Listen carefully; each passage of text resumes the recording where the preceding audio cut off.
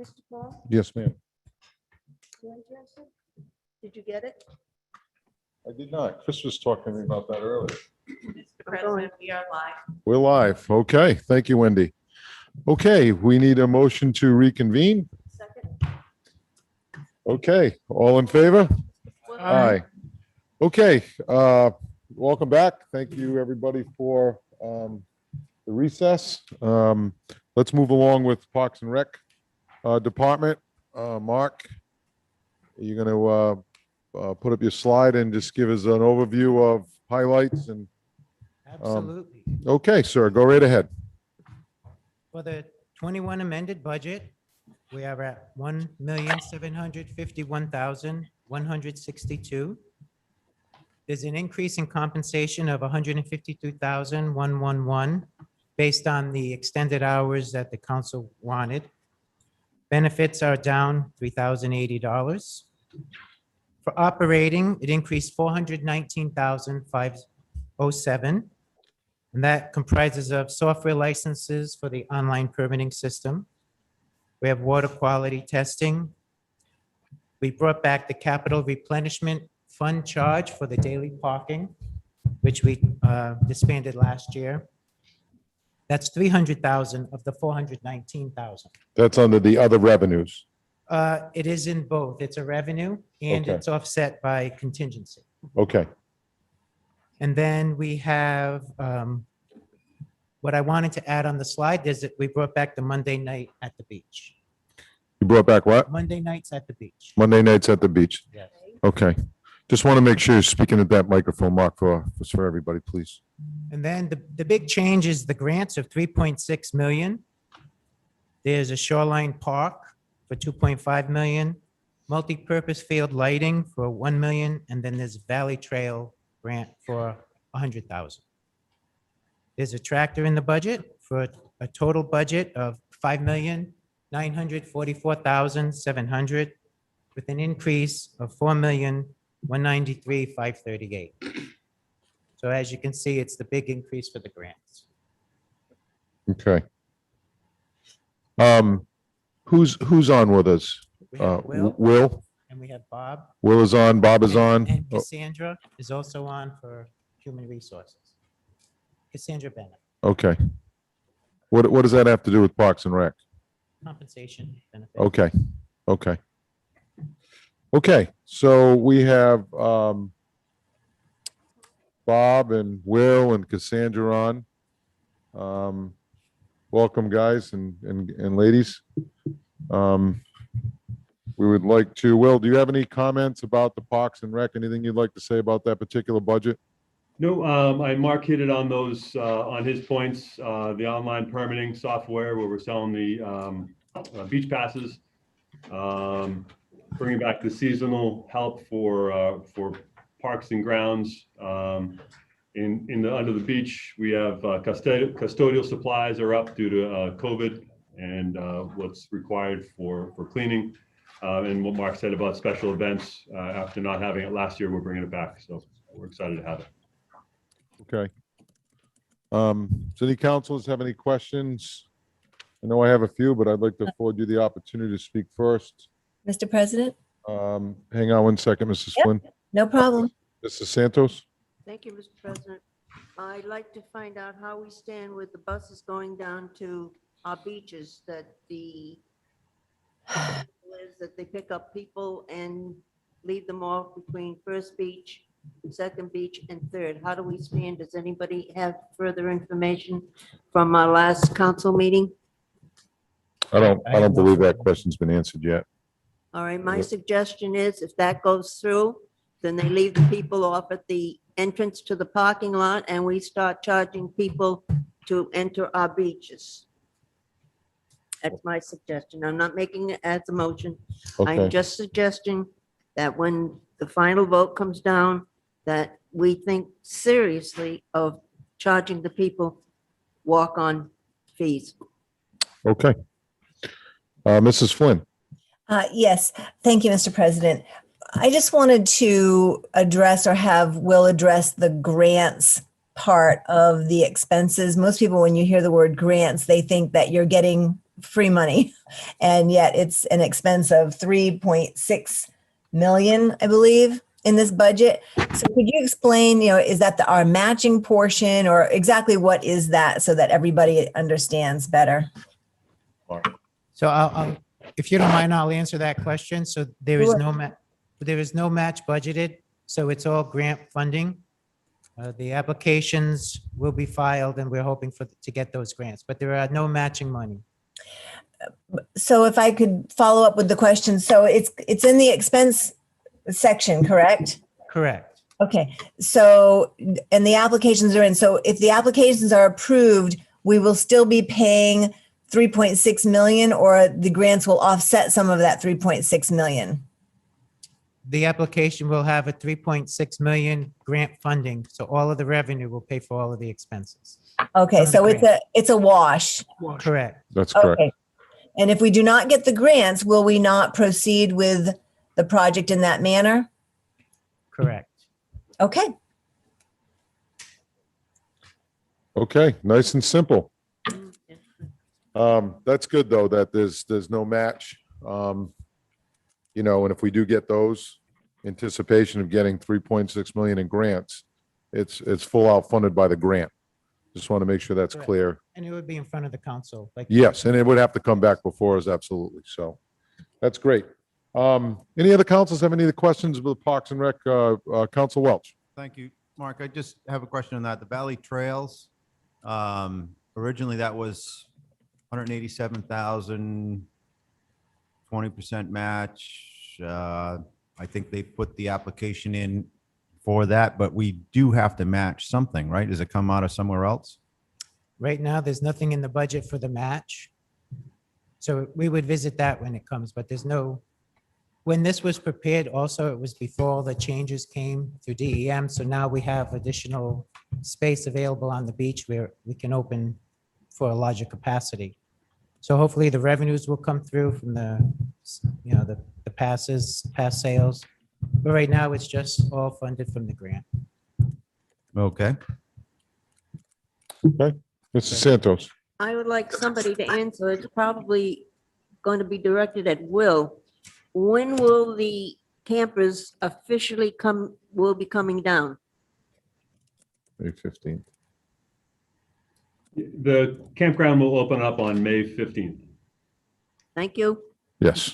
We Okay. should start to see the campers, the physical campers themselves arrive probably the week prior. But the campground itself will open, and our guests will be able to stay there overnight, starting on the 15th. Thank you. Yep. Okay, good. Yeah, I think, well, in the past, I've observed a lot of them, some of them come down, start setting up, doing what they got to do, and which I see no issue with, I think it's the right thing to do, so. I do have some questions about the compensation piece, increasing $152,000. Mark or Will or Cass, is there a reason why it's going up? Because and when I look back, what sticks out in my mind is when we received the beach report at the end of the year from Mike McGordy, the beach manager, it actually said we had too many people. Maybe that was based on the number of cars we were allowing in. I don't know. But when I saw that go up, I was like, okay, well, maybe we're paying more for lifeguards. I'm not sure, whatever it is. But that's a significant increase. And I was just wanted to know the rationale behind it. A lot of it's based on extending the hours to staff people. The council recommended that it go past the normal time, so we had to staff that. Okay, so that's from the 4 o'clock till the 6? Yeah, It is. most of that, unless. Well, we Cash, typically staff lifeguards till 6 anyway, I believe. I don't know, Cash, you wanna? I mean, that they always did when I worked there. Now Dennis was a lifeguard. And so I know, unless it changed since then, that the lifeguards would always be there till 6. They were like 8 to 6. Yeah. Yeah, for this, it's not just the lifeguards, of course, it's also the crew and things like that that need to be staffed a little bit longer. Also, there is an increase of $1 in minimum wage which increases the average cost of crew individuals and gate attendants. So we did have to account for that as well. The budget, we took into account what a daily staffing looks like, and that is, I believe 67 total, but I can look into that and get you exact details. Okay, But it was looked into based on what we actually need down there, the extended hours, captains, all of that. But again, that minimum wage increase did hit a little bit too. okay. What was the, thank you, Cass. Mark, what is the software license fee on page 106? That's going up quite a bit. It's going from like $2,600 to $34,000, and I was just wondering what that was. That's a new online permitting system that they use to do the beaches this year. So there's nothing budgeted in the current year because it all Okay. came up so fast. Okay, But how's that working out so far? a lot is being processed. Is We it can really? talk Yeah. More about it, but it's people are using it for sure. Yeah. Yes. Where does it show the fee that we charge on top of that when it's We don't show that because we only get the fee. Anything over that is kept by the credit card processor, so we don't okay, reflect that anywhere. It's not an Okay. expense to the town. okay, Town just gets the permit fee. all right, excellent. Yep. Yes, Council Toronto. Just to follow up on your question, is that a annual subscription software? Yearly, yeah, So this is Yeah. every year, it's going to be that amount. as long as we do online. Does that include the services to educate, train, get it up and running, or was that just software fee? What's in the budget is just software, but we did have some training. Okay. Yep. Was there just one vendor have we looked at multiple vendors when we went use the out one to that we bid? currently use for the state, for the building permits, it's the same system. Okay. So we already had the system, we just added these permits. Did you negotiate that contract? I personally did not, it came through the state. The state did the bidding for that system, The state did. yes. Okay, thank you. You're welcome. Okay, is there any further questions of Mark, Will, Council Flynn? Yes, and again, Mark, to follow up with what Councilor Toronto was inquiring about, it's the same system that the state uses for building permits, but it's a separate license fee, or is that part of the license fee of the whole system that the town is now using, and this is just going to be the beach's portion? It is a separate licensing fee just for the beach. Yes, Okay, thank you. you're welcome. Mark, do we have any capital? We've talked about, I don't see anything in the campground for capital. There's a tractor budgeted, a mower. for When capital. I'm on page 110 down the bottom, it says total campground capital improvements, 0. This was for Parks and Recreation function of this fund for the 25, it's a mower that's being budgeted for 25,000. Bob can talk more on that if you'd like, he's online. No, Okay, I see the 25,000 Yep. up there where it says equipment on the line item 57,305. that's the one. I'm talking about down the bottom, campground capital improvement. On the campground, there's nothing budgeted, and I'm just curious because we've talked about potentially making some upgrades there. Very true. This was done prior to you discussing additional. Should I write something in? I mean, that can all be part of the budget process, or after it's approved and you want more items done. Okay. Yep. All right. And maybe the thought process is once we get going, the campers get in, we did talk about meeting with them and seeing what their needs are and proceeding from there. I know somebody had mentioned some outside showers or washer and dryer, that type of stuff. So we want to make sure that we are providing, if we're going to charge the rates we're charging, we need to make sure we make the necessary upgrades and improvements, Yep. to make that more palatable, so. Yep. Okay, any other councils have any further questions of the Parks and Recreation budget? Okay. Thank you, Will, Cass, and Bob, and Mark, thank you. So let's move on to Refuge and Recycling right now. while we have those wills on, I did ask the school department, Wendy asked me to ask the school department before we recessed if they would be on for 12:15. So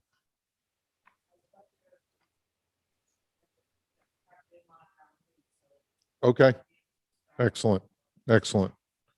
Okay, so let's move into the refuge budget and recycling fund, which starts on page 121 of the budget binder. Mark? Okay. The 21 amended budget is $1,044,690. We have compensation increasing 1,212. It's contractual. For benefits, it's increasing 1,666, also contractual. And in the operation budget, we're increasing $37,482. And that is a few components. One is the current contract for the waste haulers is expiring at the end of this year, the 22 budget. So we are hiring a consultant like we did the last time to help us with the RFP or the bid process. And also the contractual compost and refuse disposal is increasing. Is that the tipping fee you're referring to? That is part of it, yes. Okay. Yes, The increase in tipping fees correct. at the landfill, okay. Yes. So the total ending budget, proposed budget is $1,085,050. It's an increase of $40,360 or 4%. Okay. Any councilors have any questions of the refuge and recycling budget? Vice President. Thank you. I'm just curious,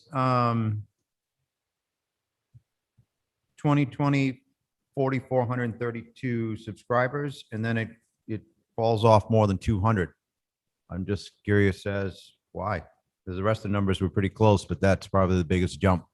I'm going to take a crack at that, and correct me if I'm wrong.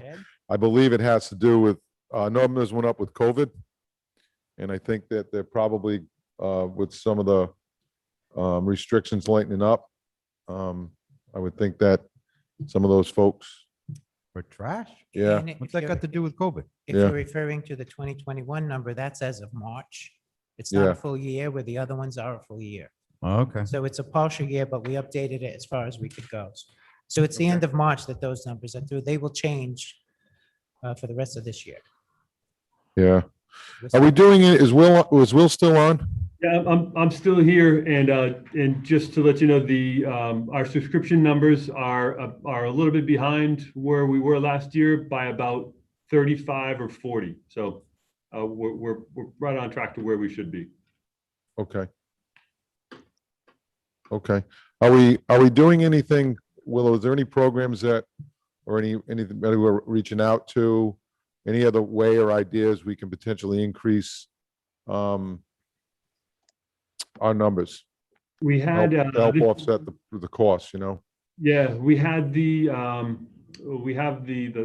final section of Whitehall Condominium Complex join us this year. We have some new development in town, and so those houses will come on as well. Hopefully they'll come on. They have the option to. But we don't have. We can start the program where we did last year, where folks can try out the trash and recycling program for a month or two for free. We usually start that up in September. We have in the past, September and October. Offer folks the chance to try out the program, and hopefully they'll stick on. Yeah, and one of the things that comes to my mind is long term, as we become more of a second home community, when you really need to, think of ways and get innovative to be able to make this program to continue to be sustainable. As because it becomes more seasonal than long term than it was when we currently started it and made the necessary adjustments to it to make it sustainable, because it wasn't sustainable from the get-go. So just some thoughts out there. Council Welch. Well, just one other question. I see we get a $3 a ton break because the town exceeds 35%. No, I'm sorry, rate exceeds 35%. Yeah, the rate's 37. So is that based on the total amount of trash that goes to the landfill? 35% or more is recyclable, or is it the number of people in the town that use the service? No, that number is the recycling rate that the state, that's the goal the state sets for us. And that is all the waste that is collected through the town's program. Does that answer your question? Okay, thanks. Okay. Mr. President, Yes, ma'am. I was just never sure if you can see me. Oh, I can't, listen, I can't miss you half the screen, a quarter of the screen. I can't miss you. Go right ahead, Mrs. Flynn. Thank you. So a suggestion for Will, when you're looking for new participants in the program, definitely promote that when you participate, part of that annual fee, which is only $140-ish, includes free bulk waste days, paint recycling, hazardous waste. That's a big deal for people cleaning out because it will cost them some money and some hassle trying to get rid of that kind of stuff. And it's a great benefit of the program. That's my shameful plug. Also, my question on the budget side, however, has to do with that. The major part of the increase from last year, this year, is that RFP consultant. I always have mixed feelings about consultants. And I'm just wondering if what I guess, knowledge base that you're looking for that you feel you don't have, that you need a professional come in? Because I know we have the state RFP, bucket that you can put things out there and it's a wide range of respondents. Maybe we want to just try that first and get a little bit of input. But if you could just address that a little bit for me, please. Sure. We've used DSM Environmental. They were the company that helped us come up, or they were the company that helped the town come up with a pay-as-you-throw system. They were instrumental in getting it implemented. They bring a huge background, really a wealth of knowledge to and I knew nothing about it when coming in. And they're just really helpful in getting us up and going. We used them when we went out to contract last time for this contract. That was successful because we were able to really get our rates down and we're enjoying the $141 fee for the extent of that contract. So they're really good to work with and I found them to be super helpful. And now that we're up and running and we have sort of a knowledge base, under our belt, you think that the return on that investment will be realized? We're already having trouble finding participants. Now they've got to somehow incorporate also paying for this RFP, this consultant. Right. It's just a thought, I wanted to throw out there since we're having the discussion, it's something for the council to think about. Absolutely. Thank you. Well, so Terry, to help answer more of your question is, and not saying that Will didn't, but maybe I can just add a little bit to it, is that when we started Pay As You Throw, began in 2000, we started like in 2006. By the time it came to fruition, it was 2008. And the program was not sustainable. So at that particular point in time, the user fee wasn't implemented. We had the council implemented the user fee so that this thing could stand on its own. When that happened, there was only one company that bid on it and on its inception, and that was Waste Management, who was the predominant waste hauler on the island at that time. And the reason it was so high at that time, their bid came in very high because it was a risk. It was the first pay-as-you-throw type program around here. So that kind of drove the number up, making it more of a risk of is this going to work? Is it not going to work?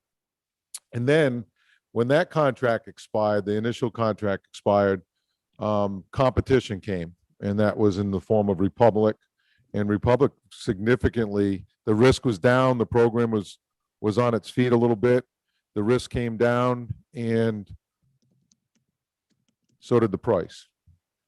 So at that point in time, we were able to drop the user fee down, and the good things started happening. You know, Will started getting more participants. They started the bulk program, which is a big perk. I agree with you there. So that's kind of where we're at now.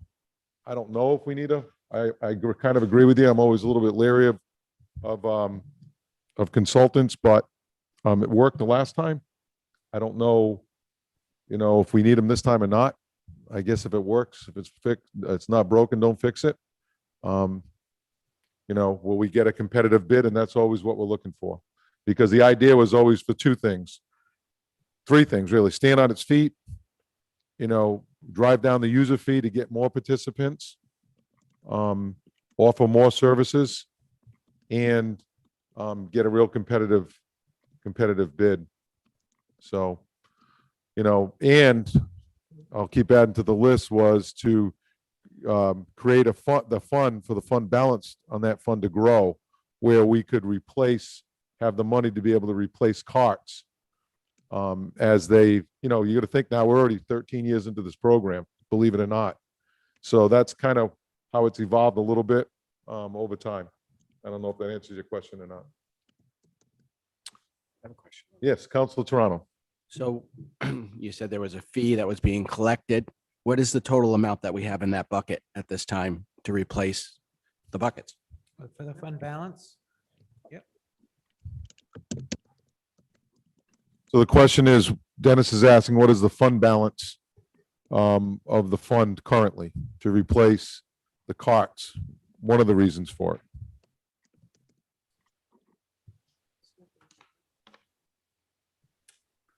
And Mark, if you don't have that number off, if you don't have that number offhand, if you could get it. Right, that's great. Right now, there's about 400,000 in the fund balance. Okay. Here it is. I think 707 is the fund balance, 700,000. 700,000. Yeah. And where do we keep that money? It's all in the bank. Well, inflation's coming, so we're losing. It's all in the bank. We don't invest it. We don't put it in any investment at all. 1%, 2%, 3%. Banks aren't giving anything. It's very low in the bank, but we do have investment accounts. You do. Yeah. The money is invested, Yeah. the fund balance, somewhat. And they're safe investments, as we know. I mean, we're governed by law where we can only make certain type of investments. Can't just roll the dice on a certain stock and go, hey, wow, we're gonna make a ton off of that. It's just safe, secure investments, Correct. basically. So, Yeah. okay. Mr. President, Yes, ma'am. is that 700,000 in the fund balance just for a refuse and recycling fund? Yes. That's all for carts? No, it could be used for whatever it's Carts? designated, council designates it to use, or town administrator recommends it to use based on the health of that particular fund. But Terry, that's a good question, because I know in our general fund balance, we want to stay between 8, I believe it's 8 is the minimum percent and 16 is the high end of the percent as far as fund balance goes based on total budget, right? Correct. Does the same hold true for every budget? I believe that's just a general fund. That's just a general funds, maybe something the council should look at. So, again, for the longevity of the program and sustainability of it, as neighborhoods change and towns change, the town changes, maybe we should look at that type of ordinance for every budget, really. Yep. So, future councils, and including ourselves, are guided by certain, percentages on, you can't drop below this. You can't make rash decisions based on what's coming your way. You have to make you kind of plan more properly for it. Not saying that we don't, but if we do it for fund balance, for the general fund balance, why wouldn't we do it for every fund balance? So, Council Toronto. So maybe an idea is to help attract people as we lower the cost of the bags. Take some of that money and figure out how we can lower the cost of the bags or the cost of the program, and User fee. just the user fee. I had some people ask me, you're going to replace the totes. They said, well, let's get green ones and get rid of the blue ones because blue stands out. And he said, get green ones. They won't stand out as much. I said, well, that's not a bad idea. We sent all the green ones back. Yeah, there's no more green. It started gray, blue and green. Yeah. And then we didn't really have a need for them. So we actually got them all for free. And I was advocating for charging them to send them back to pay, but that didn't fly. So we had to send them all back because we did get them from Rhode Island Resource Recovery for free at the time. And what we're also finding out there, especially as people are more seasonal or they come down on the weekends or they're, leaving these totes outside, they leave on a Sunday and that tote sits there outside their house Monday, Tuesday, Wednesday, Thursday. It gets picked up. It sits there Friday. They come and get it on Saturday. Then they put it back out on a Sunday and it sits outside in front of their house for, 4 or 5 days. I don't think that was the plan. I don't think they're supposed to be doing that, but it's happening more and more. Yeah. Mrs. But Santu. One way to bring the cost of the $140 plus fee down, plus the bags, is find out who in town is abusing this program. Now, the president knows who I ride around with, and we've been checking. Dynamic duo.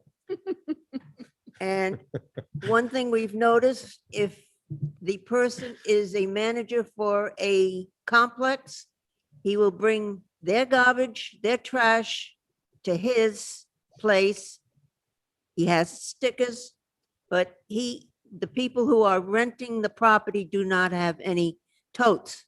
The second thing is people are abusing the bags. They're not using the yellow bags. This has been told to me personally. They're using whatever bags they can put their hands on, whether it be white, black. The other thing is, as Mr. Toronto has mentioned, the totes are out there before the time that they are allowed. If people are going to be doing this, they should be fined. I know, Mr. Cronin, you have been notified of a property owner off of Turner's Road. She constantly does this every single week. Now, maybe you've been after her. She didn't do it this past Monday. So there are people who are abusing the program and they should be fined. There are people who do not get their stickers on the totes. They are abusing the program. So we've got to watch out for these abusers and find them. Okay. Mr. President, Yes, ma'am. that is exactly what the public safety interns will do, Mrs. Santos. So I thank you, Chief realize Kewer. that, When you don't have to correct me, please. That wasn't a correction. I know what she's going to be doing. Okay.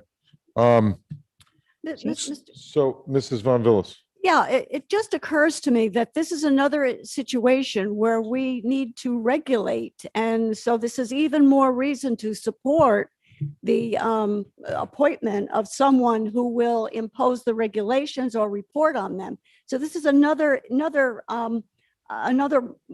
job for that person to do so that we're not, whatever.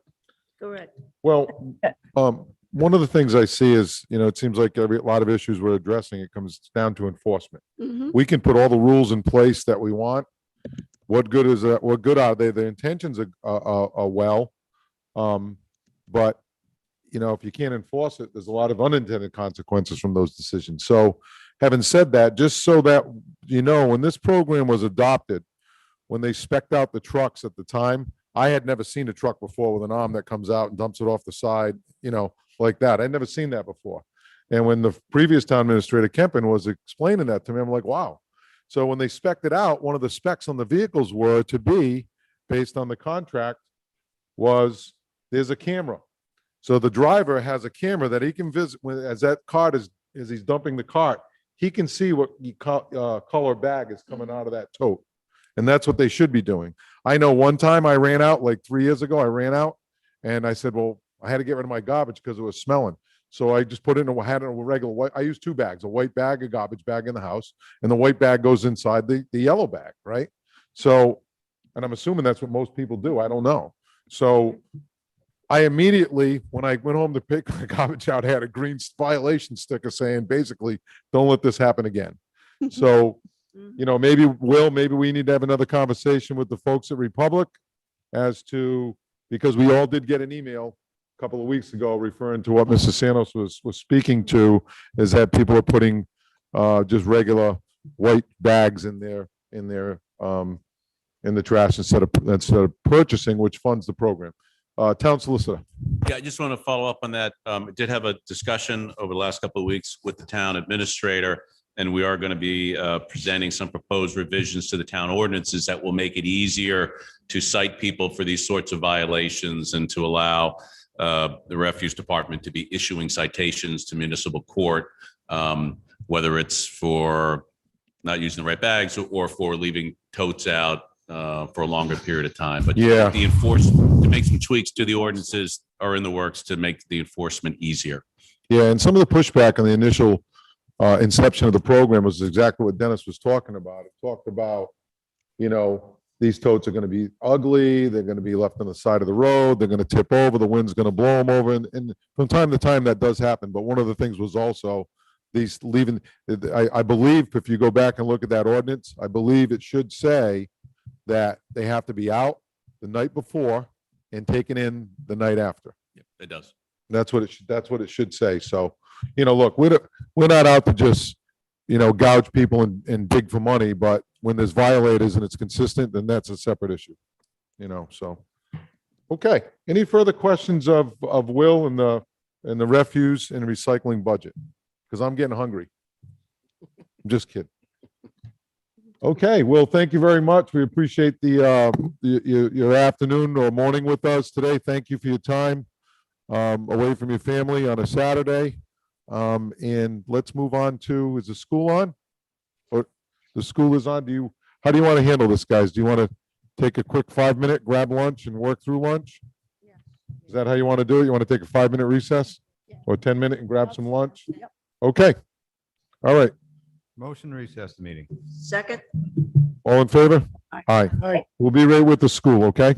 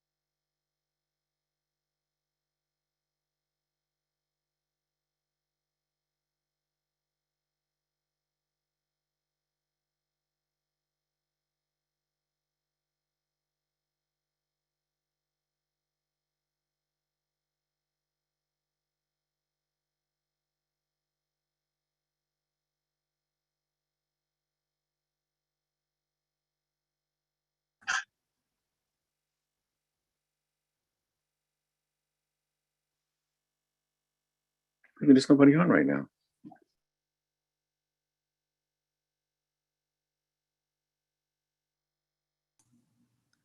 They are at recess.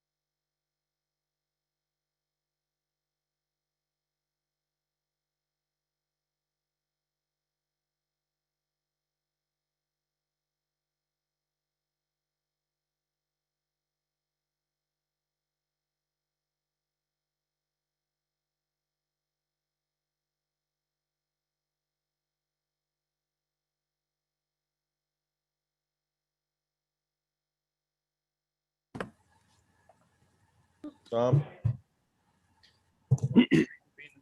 Second. Okay, we have a motion to second to reconvene. All in favor? Aye. Okay, excellent. Terry, you all set? Oh, yes. Okay, very good. Thank you. Okay, so now we are on the final budget of the day, which is the school department budget. Typically takes a little bit of time, but again, let's stay focused on the meat and potatoes of it. And we do have Superintendent Rosemary Kreger, Assistant Superintendent Michelle Fonseca, Vice Chairperson Teresa Spangler, Vice Chair Doug Arnold. We have, I see Lee Fenton has joined us. Finance Director of the School Department, Cindy Brown, and Facilities Manager, Dave Font. So welcome, everybody. And if I'm missing somebody, I apologize. Can you guys hear us? Yes, we can. Excellent. Okay. So Mark prepared slides for all the other budgets. We don't have a slide for your budgets, Rosemary. So I'll hand it off to you. And then you want to just kind of give an overview, or however you choose to do it is fine. And then any counselors will have questions, or we'll go from there. Okay. Sure, thank you. Okay. If we could just ask that Sean Bozan, our technology director, be moved to panelist mode. So if there are any questions regarding technology, he will be able to address it if I can't. Okay. Thank you, Rosemary, Sean. I would just ask that any questions from the council that cannot be answered today. I don't know who's taking the questions on your end. As far as that goes, that the next meeting, or any questions that can't be answered between now and the first public hearing, that'd be great. Okay. Sure, absolutely. Excellent. Thank you. So I'm going to just ask Teresa to start for us, and then I think Teresa will turn it over to myself. Okay. Excellent. Welcome, Teresa. Good morning, everybody. Good afternoon, everybody. Thank you for having us today. I really appreciate the opportunity to discuss with you the budget and the exciting things that we're doing for our students, based, considering the pandemic and how challenging this year has been. We have really succeeded in a lot of ways. We know we have a lot of work to do, obviously, to support our students and really work on closing any gaps that may have occurred during this transition time of COVID. But I thank you for taking the time with us, and we look forward to having you support our students and support our schools so that we can provide the best high quality education for our students in Middletown. So thank you. Okay. Thank you. Thank you, Teresa. And again, I echo Teresa's comments. Thank you for giving us the opportunity to present our budget. So the first question is really, why is the school committee requesting a 4% budget? The 4% budget is really a necessity. Why is it a necessity? It's a necessity for our students in our schools. What a 4% increase on the budget enables us to do is to maintain the current level of service for our students. Now, let me get specific. A 4%, again, as I said, is a necessity. It keeps our existing math support and literacy support for our students. It adds a guidance counselor at our high school, which we did not have this year. We reduced a guidance counselor last year because we needed to reduce the budget.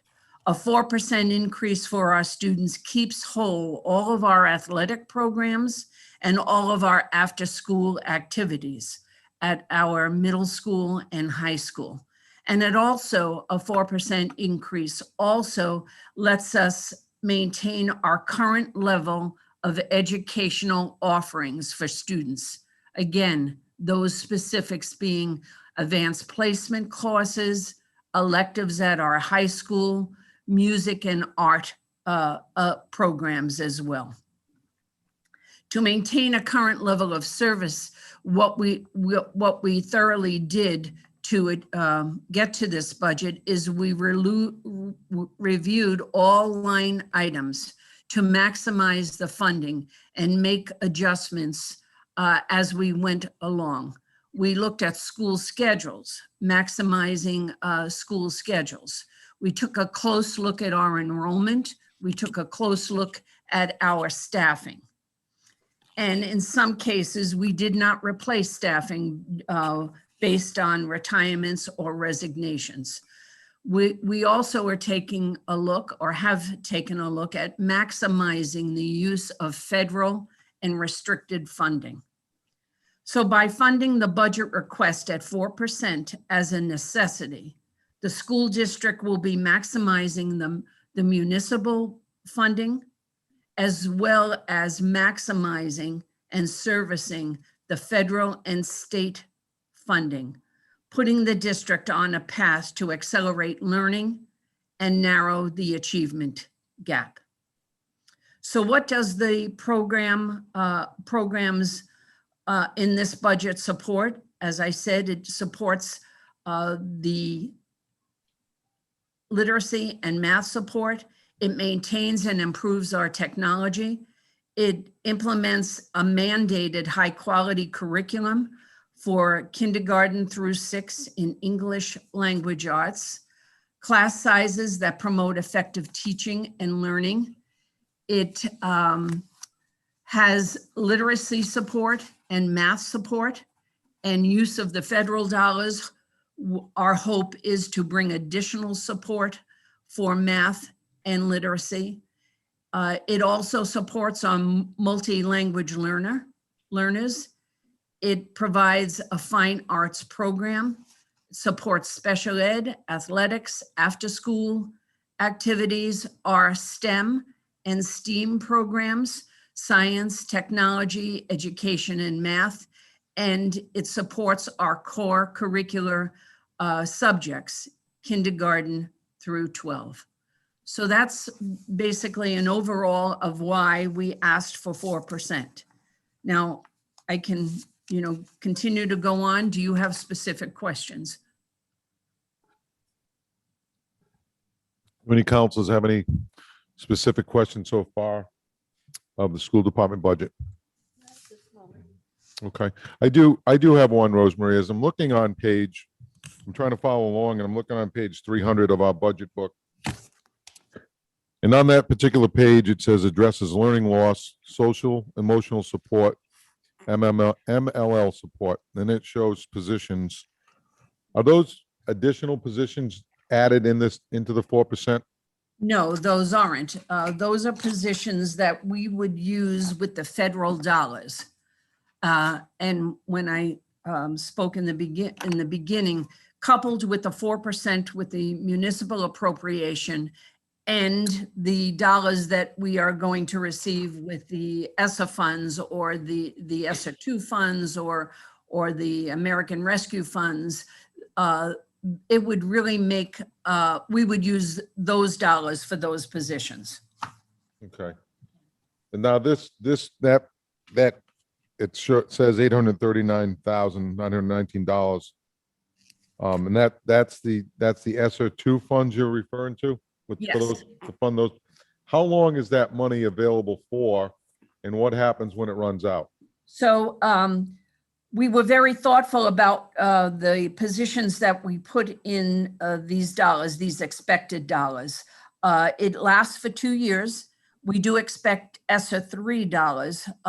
We don't know when that will come forward, but we know there's probably another $1 million for that, and that would pull out to 2024. Okay. So again, we were very thoughtful about the positions that we put in here for the supports, because we see them being inserted, giving,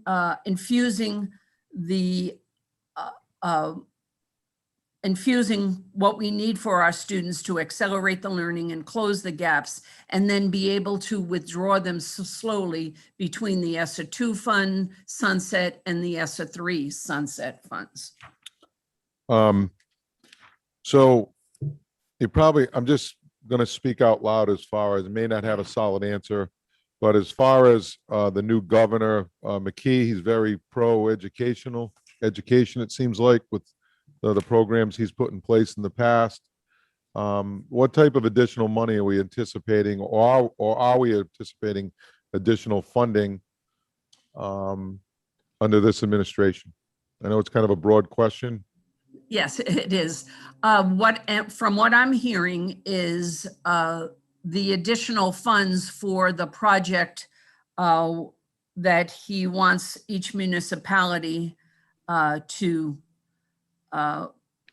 formulate would really, those dollars would go right to the municipality, not to the school system. Okay.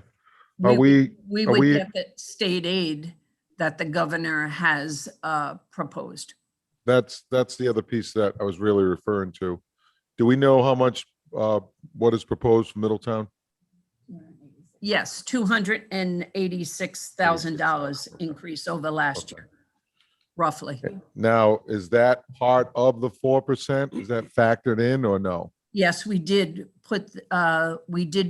use that number as revenue in our budget. Now, I just want to qualify that 280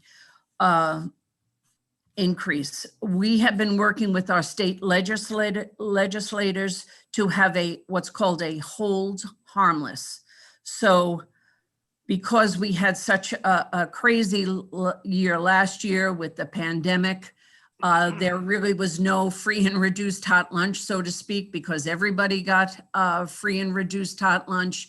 And the formula that the state uses, one factor is free and reduced hot lunch. So we're asking, just like we did on the federal level with impact aid, to have a whole harmless. Let's use our numbers that we had before this pandemic. So in talking to some of the legislators, it looks like that will go through, but it hasn't been stamped yet. It has at the national level. So we know that our impact aid, the dollars that we will be getting for impact aid are a hold harmless, and it's going to be based on our numbers that we had of military from prior to the pandemic. And there was a mirror legislation, so to speak, at many of the states across the nation because of this.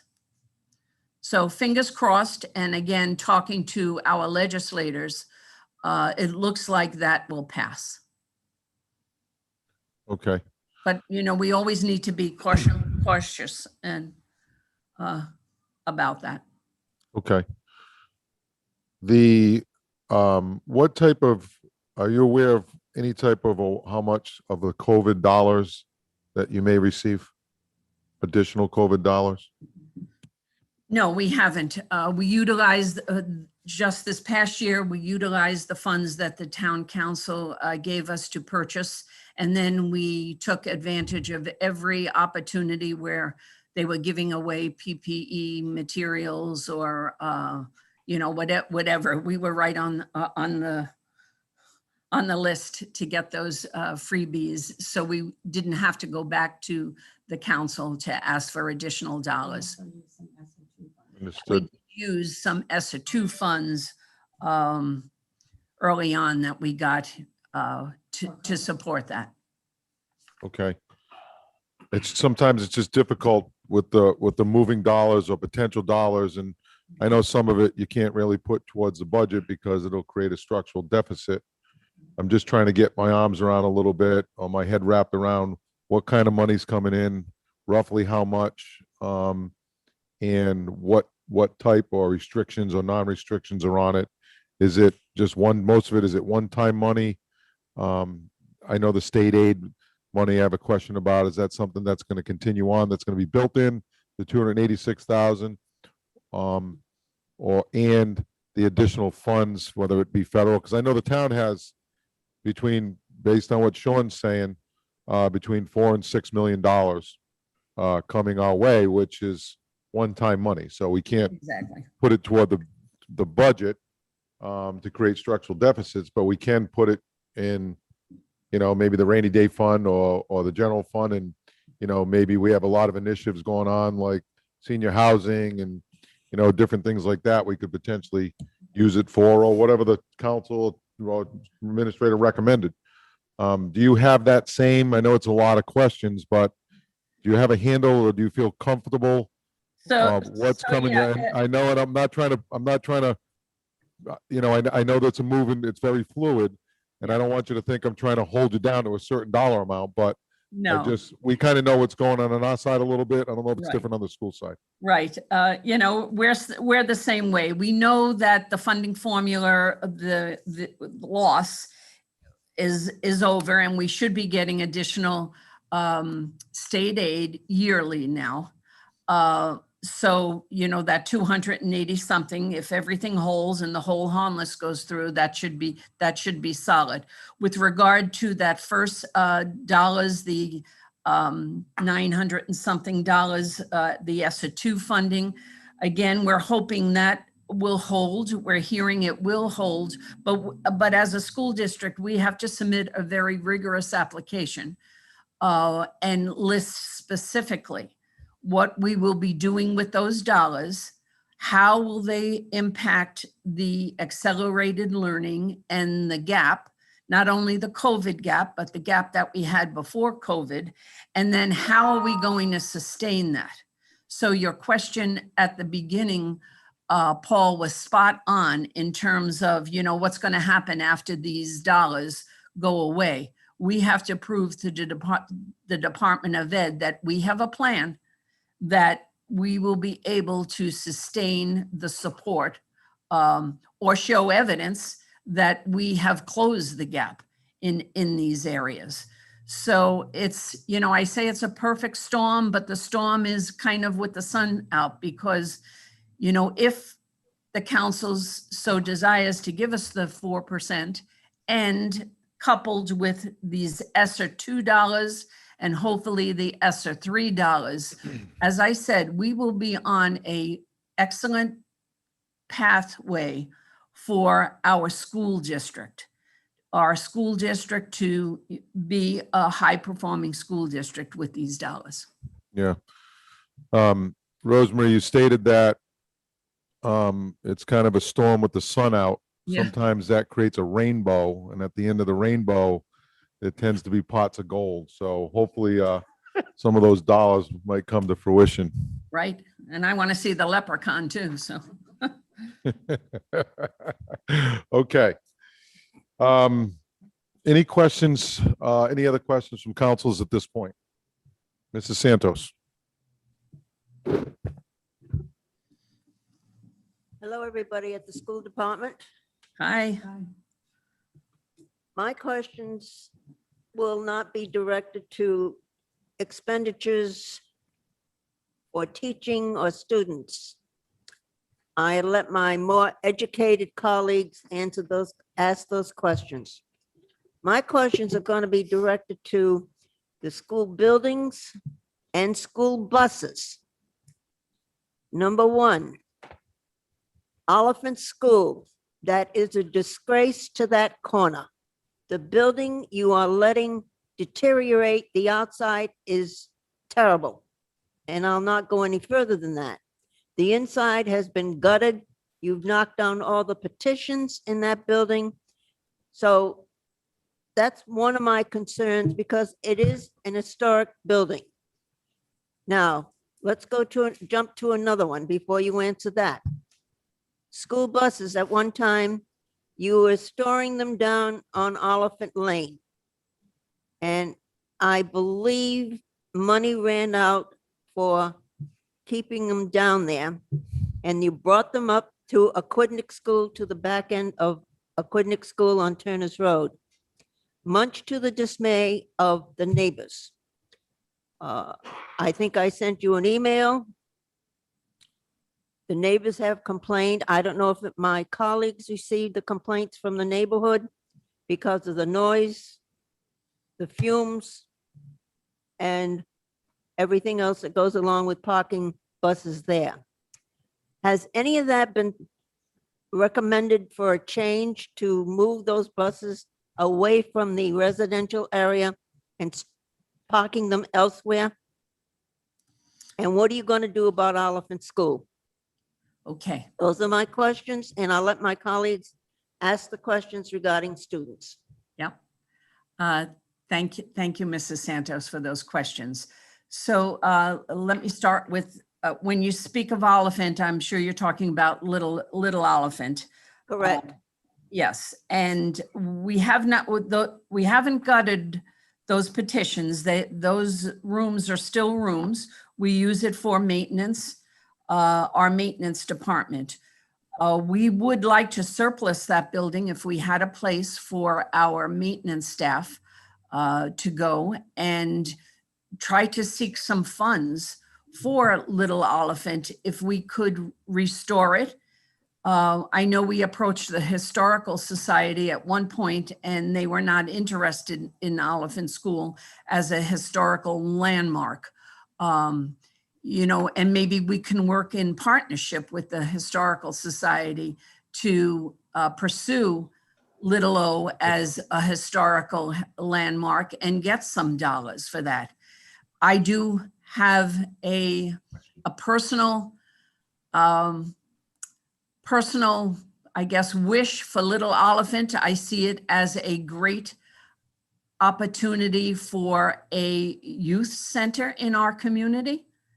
And if we could garner any dollars through grants to refurbish that building, it would make a perfect youth center.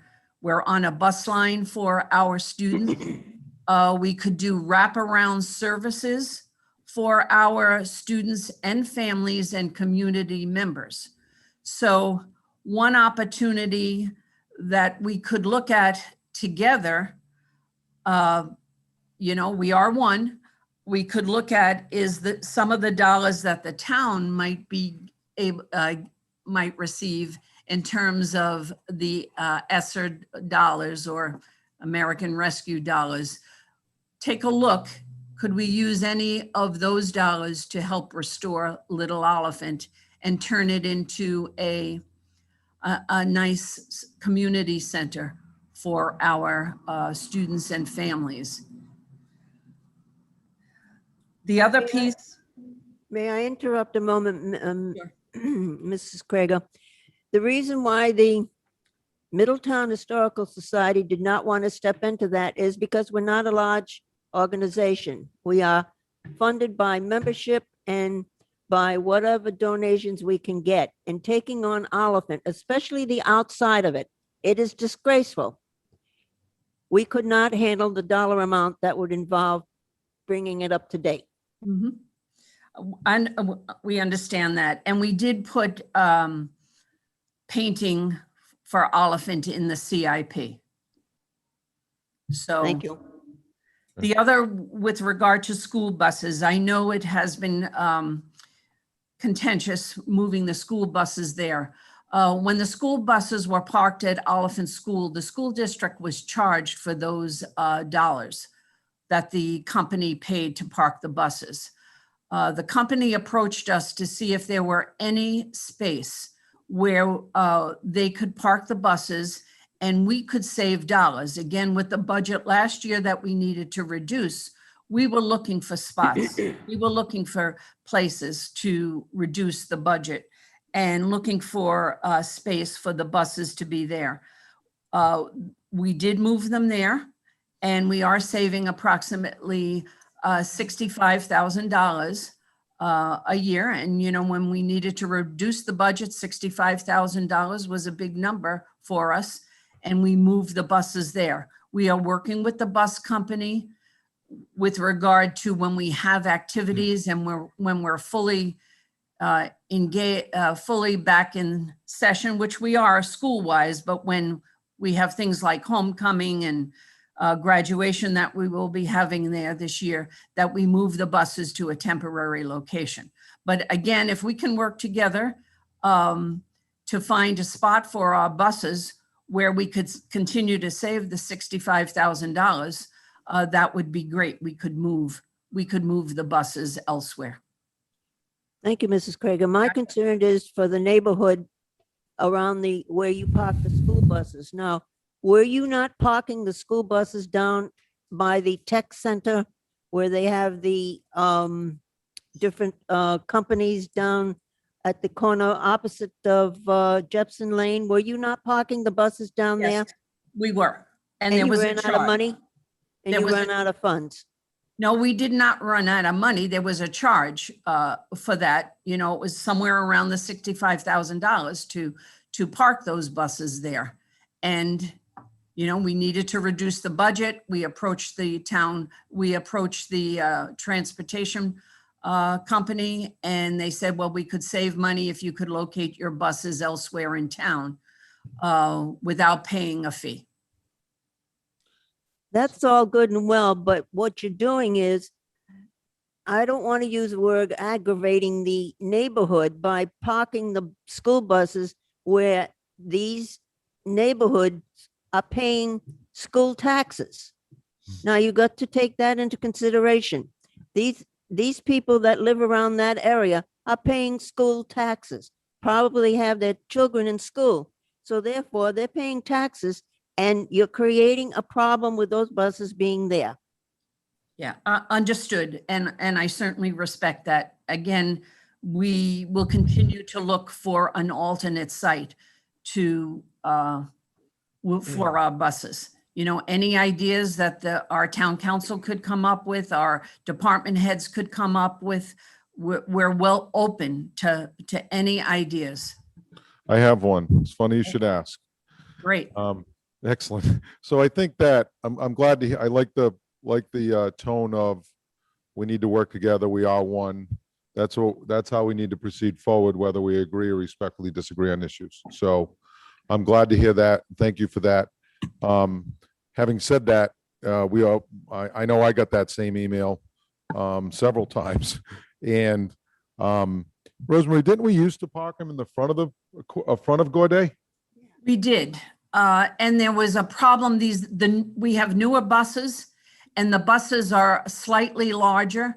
So the turn, you know, when they backed in, and then when they go to pull out, there was problems with the turning on that angle.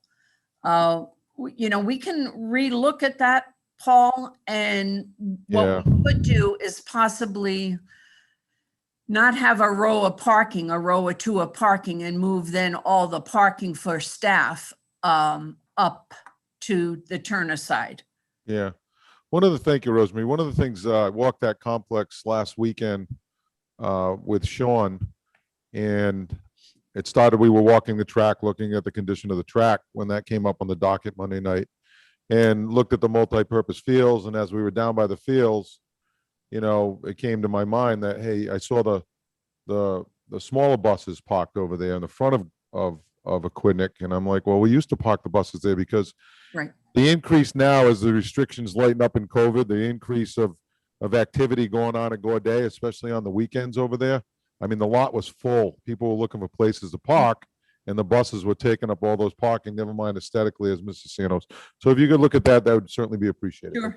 And if you think of any other areas where we could move the buses, you know, I've been racking my brain too. I think of the old Linden School area, but we're going to run into neighbors there as well. Can I say something? I have a thought, and I don't know a price of this, but maybe this is something that we could look at together as a school.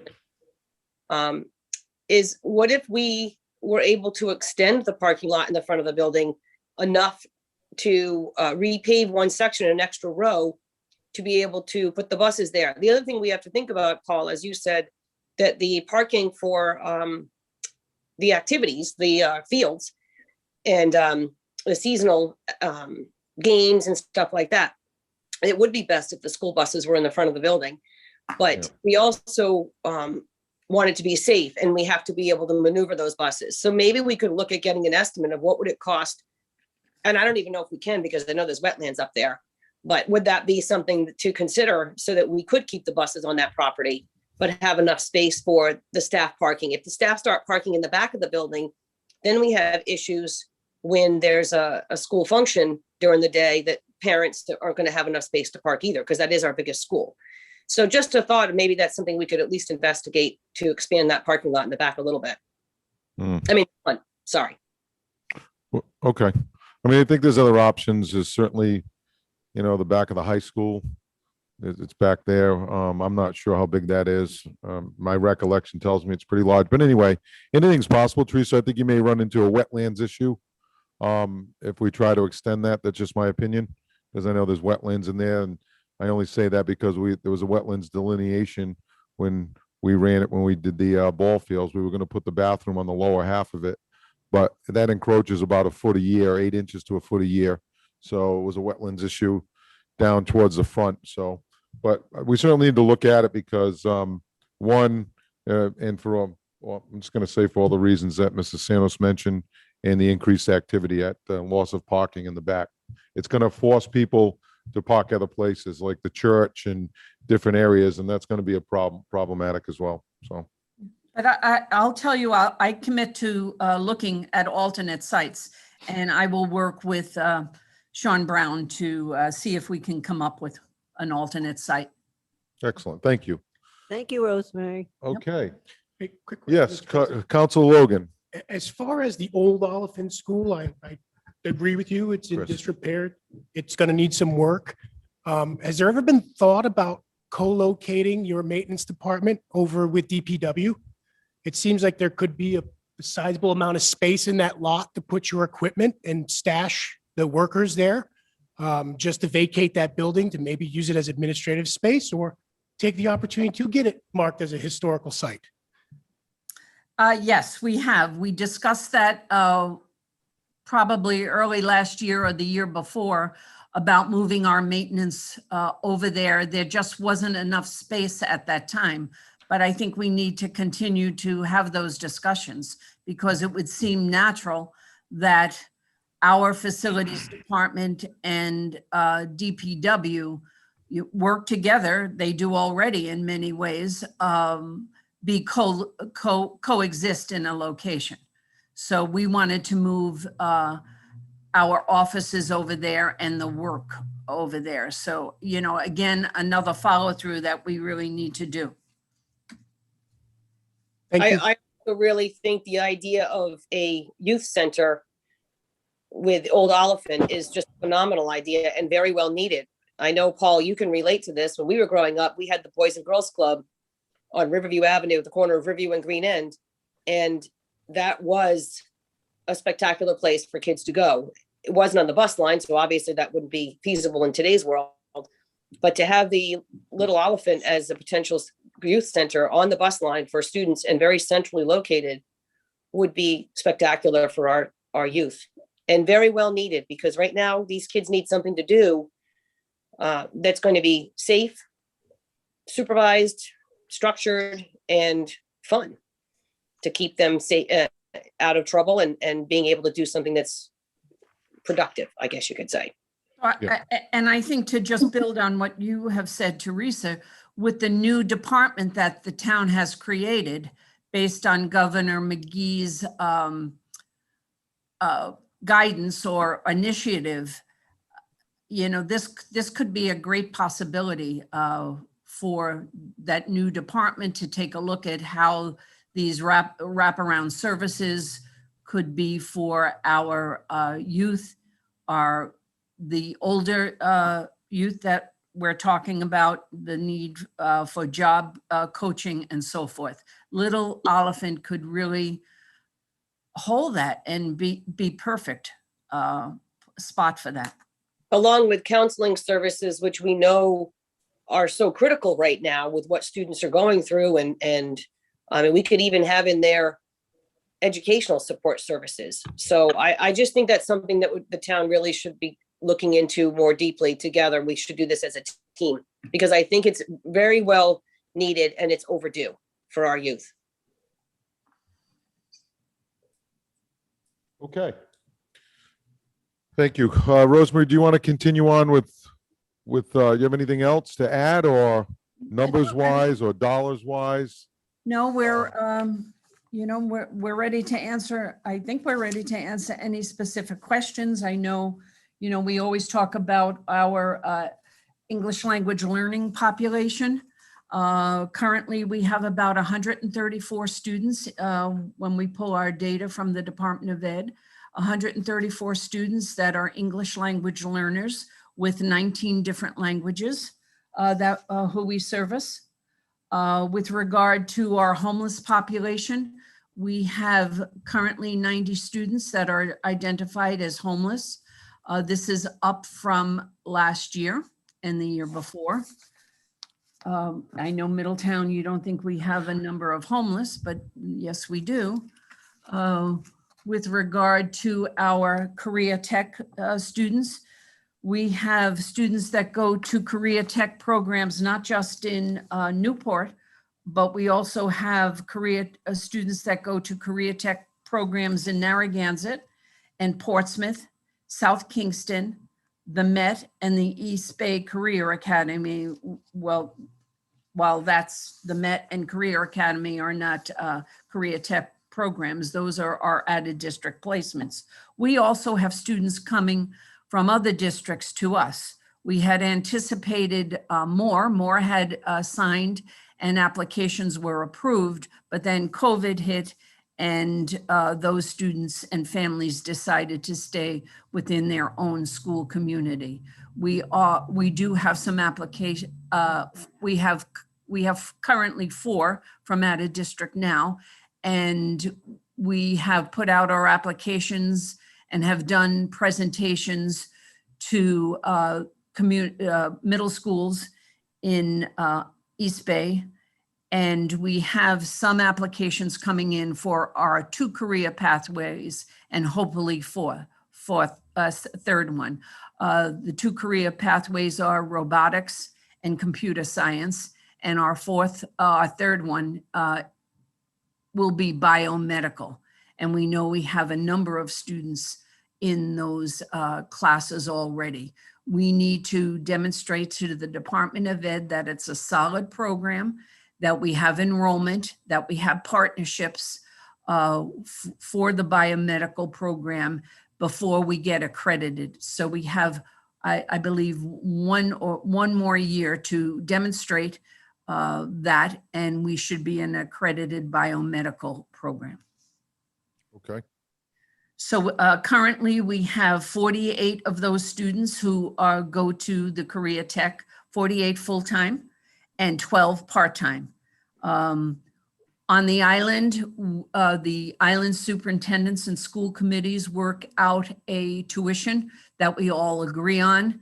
If a student goes off the island to a South Kingston or to a Narragansett, they have a different tuition than we do. So I know you typically ask those questions, and we wanted to provide that information. Okay, Mrs. Santos has a question. Mrs. Krager, Yes. you mentioned about homelessness. Yes. Students. Where are these students staying there if they're homeless? So a homeless is characterized as they're not living in their own dwelling. So they could be living, some of our families at Lucy's Hearth. They could be living with aunts, uncles, or friends. So when you and I think of homeless, it's a little bit different from the way the Department of Ed classifies a homeless student or a homeless family. So they're not living in their own apartment or own home. They're living with others, multiple families. Thank you. And my last question is going to be concerning retiree amounts. Now, after a teacher retires, they continue to receive benefits, and for how long? So they continue to receive individual health care benefits. If they retire as a family with family benefits, they don't continue the family benefits. It's individual family benefits, and it's for, I'm just thinking here. It's a sliding scale. The last time we negotiated with our teachers, it used to be a 10-year benefit that the teachers received as retirees. When we negotiated our teachers' contract last year, we scaled that back significantly, and it is a sliding scale. And I don't have that in front of me, but I will provide that to the town council. Thank you very much. Okay. Councilor Welch. Thank you. Mr. Krager, I'm just wondering about the maintenance to the schools, specifically outside the grass. I know those guys have been multitasking, spraying down the schools as well as trying to maintain the fields. And I wouldn't have guessed that there was 82 acres of grounds, but in your increase, is there any additional staff for maintenance? No, we don't have any additional staff for maintenance. What we have done this year is hired part-time individuals, and it's actually very difficult to get people as many of the restaurants and hospitality areas. So we have 2 part-timers, one became a full-timer, but we do have that now advertised for part-time. Our maintenance staff have been out in our schools helping clean and disinfecting because of COVID. And we're trying to manage the grounds as well. But no, there was no room in the budget to increase any maintenance or custodial staff. We hope with the relaxation of some of the disinfecting and the new guidelines that are coming out, we'll be able to disinfect less, but still be safe. Thank you. Okay. Rosemary, I have a few questions. Mm-hmm. I'll start by asking with the bond, the $10 million bond that the voters approved several years back. We really haven't received an update. So I just kind of like to know where, especially we have new council members and just an update of where we're at with the bond. Okay, let me see. I do have some data on that. What type of improvements have been made? Was all that money used for what it was supposed to be used for, or are we using it for other maintenance or things that have come up based on budgetary needs and necessities? We can provide you a spreadsheet, but we have not used all the dollars. This year we are doing the HAVEX systems. That's still outstanding. Let me just see. If you don't have it, that's okay. Yeah, we'll get that to you. If you get it to us or Go through before my notes here. Yeah. It'd just be nice to get an update of, Sure. I read some of through it and I saw that, the entrances were taken care of. Where are we with roofs, maintenance? Sure. What else is the need out there? I know there's a couple $1 million left based upon what I read. I just want to make sure that's accurate. That is accurate, and we'll get those numbers. I mean, I have them here, but I'd rather send them to you so you see them in writing. We do have some bond money left. It should be really utilized by the end of next year. And we will do the HAVEX systems. We did do new roofs. We did do the new boilers. We did do the new interest at Echo Day, but we will provide all of that to you so you can see that. And it's great because we do have new council members who weren't involved. You also know that we are currently looking at a new 5-year plan. And we have a very active building committee, people from the community really invested in improving our schools. And we will be entering into a phase 1 with hopefully a phase 2 for the Department of Ed. We will secure hopefully our school committee will vote on an educational consultant to help us frame what does the future of our schools look like at our May meeting. And then we will be looking at an OPM person who shepherds us through the process with the Department of Education for projects. You know, and it could result in another bond. We're going to build off the Jacobs report and, you know, do our other assessments as well. Yeah. So what does that mean? Does that mean that, I mean, based on, and I don't want to assume what you just said, I just want to clarify that,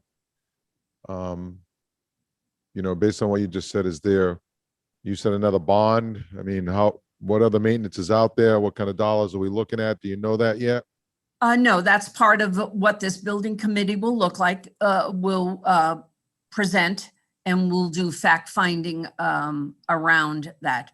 You know, when we did the $10 million bond based on the needs, again, there were things that were left on the table, but we prioritized with the $10 million bond.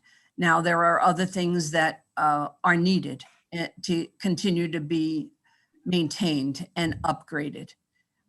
Yeah, I think that if I look back a few years, but when those reports came out, there was two reports. There was a Jacob report, and there was I forget the name of the other group that came forward with a report. And, you know, I mean, I believe the Jacob one was more in depth, where they went out and said, look, this pipe will need to be replaced, and, you know, heating pipe in, you know, 5 or 10 years. And the reason just a little bit of history, and correct me if I'm wrong, the reason the $10 million figure was agreed upon was because it was going to cost, at that we could do no cost to the taxpayers at $10 million. Exactly. Now, based on some of those reports, I believe one of them might have said 15 million is needed, or 19 million sticks in my mind as well. So again, there were two reports. So I'm sure there's still additional stuff out there, but we need to kind of work together, figure out what's a need, immediate need, a future need, you know, short-term, long-term, and get these things taken care of, hopefully. So I I see it too as, you know, what do we need to do now? What do we need to do later? And what do we need to do in the future? So there's still approximately about, you know, possibly about $24 million out there of projects that need to be done to keep our schools well maintained, and not only well maintained, but bring them into the 21st century. Things like science labs that I think of at Gaudet and our high school. So again, it's a very active building committee. You probably will be receiving a letter asking someone from the town council to sit, and it's required, to sit on the building committee. They really want to work like we do with you to look at the future of our buildings. okay. And I just want to say this building committee is made up of fantastic professionals, experts in engineering and structures. So it's really a great group, and they've already gotten down to the nitty gritty. They've toured the schools, and that 5-year plan will be a great tool to guide the town into what is needed and how we're going to be able to implement this, what is the projects that will be needed. So I think when you see who's on the committee, it's really a great group. And as Mrs. Krager just said, a person from the town council is required for the reimbursement process. So we will need somebody who would be willing to participate in this group, and that it's going to be a real asset to our district and our town to have this group put this plan in place. Okay. Thank you. Yeah, just go ahead. Council Toronto. Good afternoon, and thank you. One of the questions that's come up, and I've been reading through here in regards to maintenance, the computers and the accounting. I know a couple of years ago, the council voted to bring those groups together, those departments, and I don't see anything in here that says that we're moving in that direction. Is there any update on that? I think I would defer to our town administrator. You had directed the town administrator to look at that. I know a study was done, and I think he's better able to answer that than we. We are collaborating in many, many ways over as we have in the past, and even more so, going forward, we've collaborated with all of the departments. Finance, our finance director is in daily contact with the town's finance director. Sean and I talk every day. Our facilities, I know our facilities director was over at the town looking at the clock and looking at some downspouts or something like that. And we're helping the DPW with those types of repairs over at the town. So it's a very collaborative group. All of those entities that you bring up, Dennis. And, in terms of a merger, I would defer to Mr. Brown on that. Okay, I will talk to Sean about that. And my other question was special ed. Can you tell us a little bit about special ed and the impact that it's having at this time? I know last year they raised the level where we have to do special ed to their 22 years old. Yes. I attended a few school committee meetings as the liaison. And when I listened to that program, it seemed like we were in the health industry. There was, kids from just learning to speak English, and then some students needed full-time aid, 1 or 2 people, things along those lines. And I kind of started feeling like some of this started merging into like health insurance, things that maybe should be covered by, insurance or would be outsourced to clinics of people who specialize in assisting these folks, not in education, but more specializing in physical care. And so has there been any conversation around that? So, yeah, there's always conversation about how we service our special needs students. By law, there are certain categories, a number of categories. We currently have 16% of our total student population identified as needing special ed services. That's approximately 411 students. It's a decrease from last year by a few students. 41 of these students are serviced outside of our school districts. And those would be the students you're probably talking about, Dennis, that have health-related issues that need a specialized program. That might be going to Meeting Street School, that might be going to school for the blind. We have 13 students that are in specialized classrooms within our region or within our districts. And we provide services for all those students. Again, this is a federal law. It's not Middletown doing, a super job for our students, which I believe we really are doing a super job for our students, but we're following federal law based on the categories that our special ed students need. And they are autism, hearing impaired or deaf, orthopedically impaired, blind or visually impaired, deaf and blind, other health-related, learning disabilities, developmental delayed, intellectually delayed or disabled, speech and language, emotional disturbance, multi-handicapped, and traumatic brain injury. By law, we are required to provide all services, educational and health-related services to any student that would fall into this category based on an evaluation. And I think I applaud you for what you do. I hear all great things about our services that we offer these children. I just watched the state. I mean, the state used to provide a lot of these services and fund these services. And what they've done over the years is pushing them down into the schools, the fed or the state level, and funding hasn't followed it. So what ends up happening is then it falls into the community to help support that. And some of that I looked and I heard, I was like, wow, why isn't someone's insurance policy paying for some of these services? And so, but as the town, we're picking up the lion's share of that cost. So I think it's very, very important. I just wanted to kind of get a feel for it. Is there a way to outsource some of that work where it would be more cost affordable for the town? still, keeping the excellent service? That's just a question I have. That's a great question. And we do outsource when we can't provide the educational services for the students. So that's why, but you pay for that. We pay for tuition for a student that goes to Meeting Street School because we cannot service them within our own district. We pay for a student that goes to a Bradley school, be it residential or just day placement.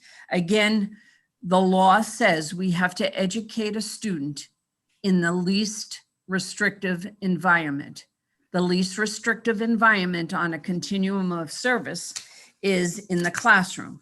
And then it goes to a special related special service. So it would be in a special classroom. We have students at our high school that are in life skill classrooms. So that's, a little bit less restrictive. And then you go to an out of district placement, which is more restrictive. And then you go to a homebound or a hospital or a residential, which is the most restrictive.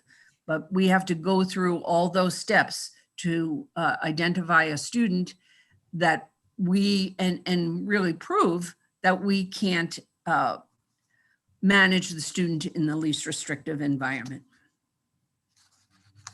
And insurance companies, we track our hours when a student gets occupational therapy or physical therapy or speech and language or and other related services.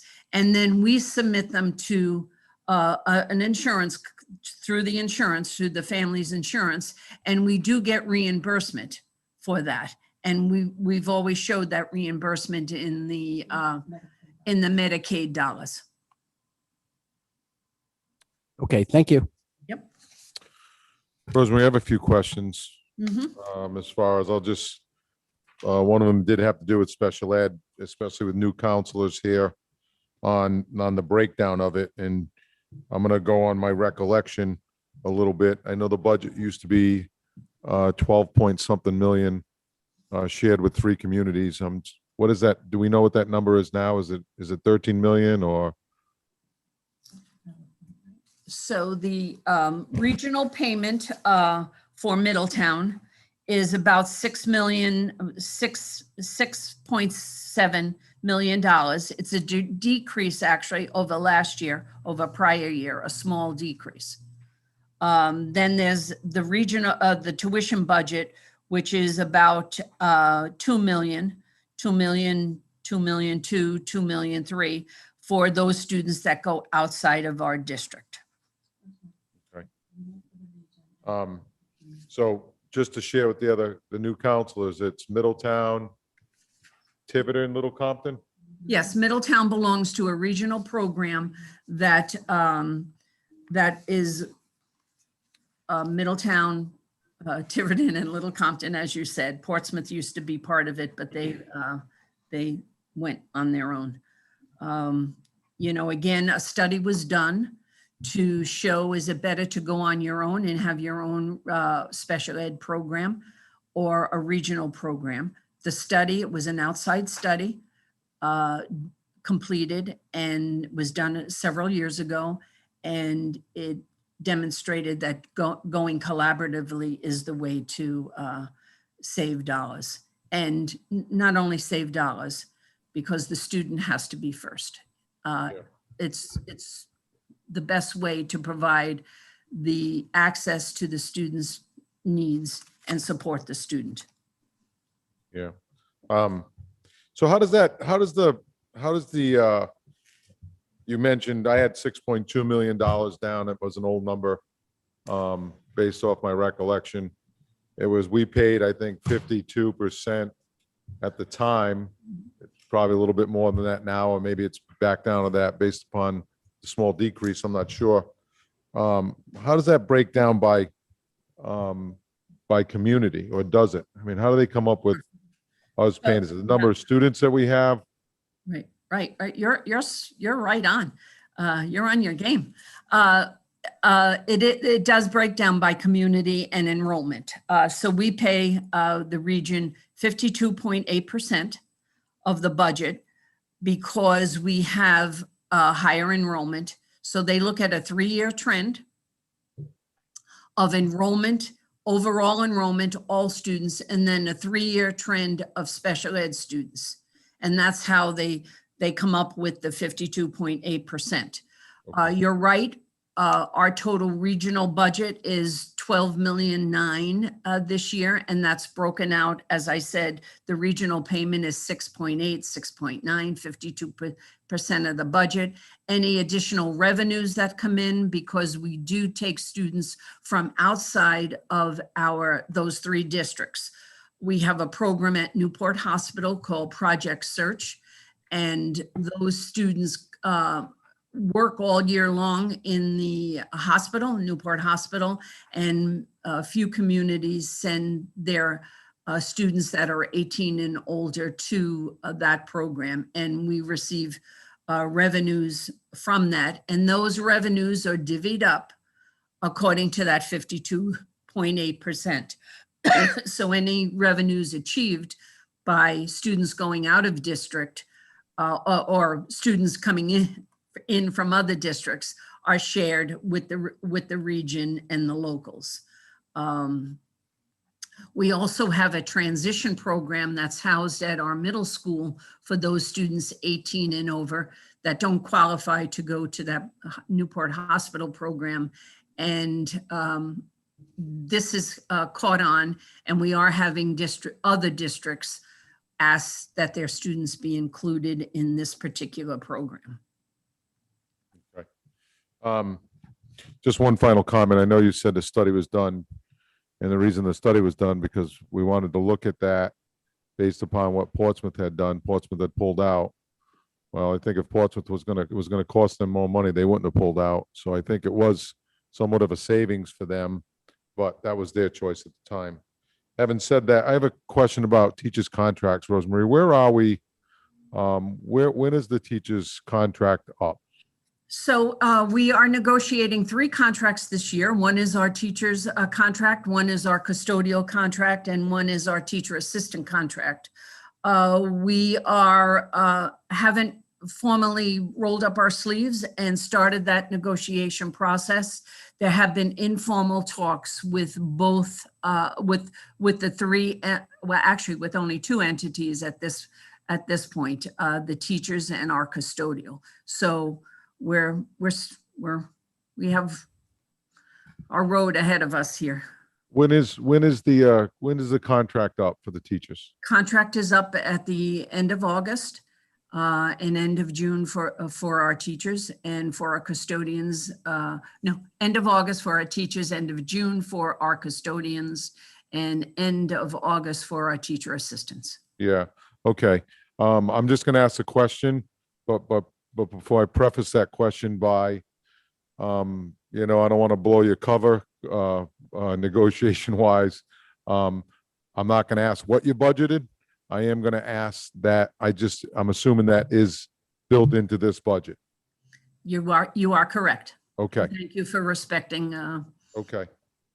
Couple other questions on some of the line items I highlighted when I was reviewing this. Salary, it says day-long term substitute teachers. Pretty significant decrease from 2021. And even based on, if I look at the trend, even the several years before that, which was even higher, what's going on? What's going on there? So this past year, what we implemented is what we call building-based subs. So each building had a number of substitute, daily teachers that we paid. We had an agreement with our teachers union. We paid $125 a day. There were no healthcare benefits tied to it, but those teachers were guaranteed 180 days or however long we were in. And, this was one way of keeping safe pods or a number of people not going into schools when we weren't vaccinated or whatever. But it also helped reduce the subline. That's why you see a reduction in the subline. Okay. I just want to emphasize, Rosemary, you said teachers. We just want to make sure it's clear it's teacher assistants that we're talking about. And I want to say that the idea of doing this was based on COVID, of course, as Rosemary had just said, but it really has been successful with the consistency for our students to be able to have the same people in front of a classroom if a teacher was absent. Also, Paul, and correct me if I'm wrong, Rosemary, but I think that the decrease also because we had a lot of distant learning. So teachers were able to do some things from home. So correct me if I'm wrong on that, Rosemary, but I think No, that's part of the reason why our line went down as well. You're absolutely correct. You're actually absolutely correct. And I'm sorry I said teacher assistants. They were teachers.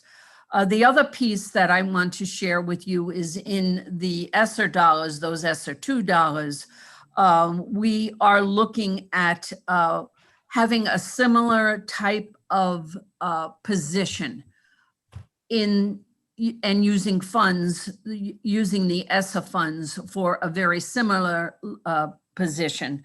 So it wouldn't be in the operating budget.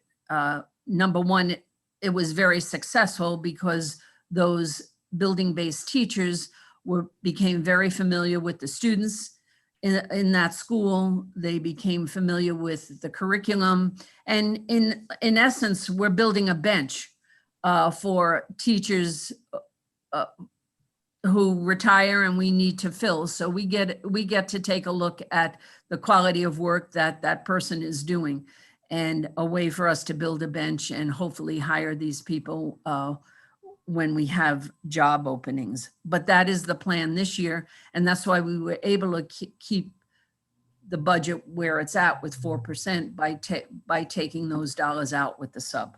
Again, you know, I hope you see that we are trying to match the dollars that from the appropriations and being very thoughtful about the ESSA dollars. So we maximize what we're doing and not, you know, putting all of those dollars in the operating budget and really trying to marry those two funds, you know, hopefully the 4% necessity and the ESSA funds to put us on a great pathway.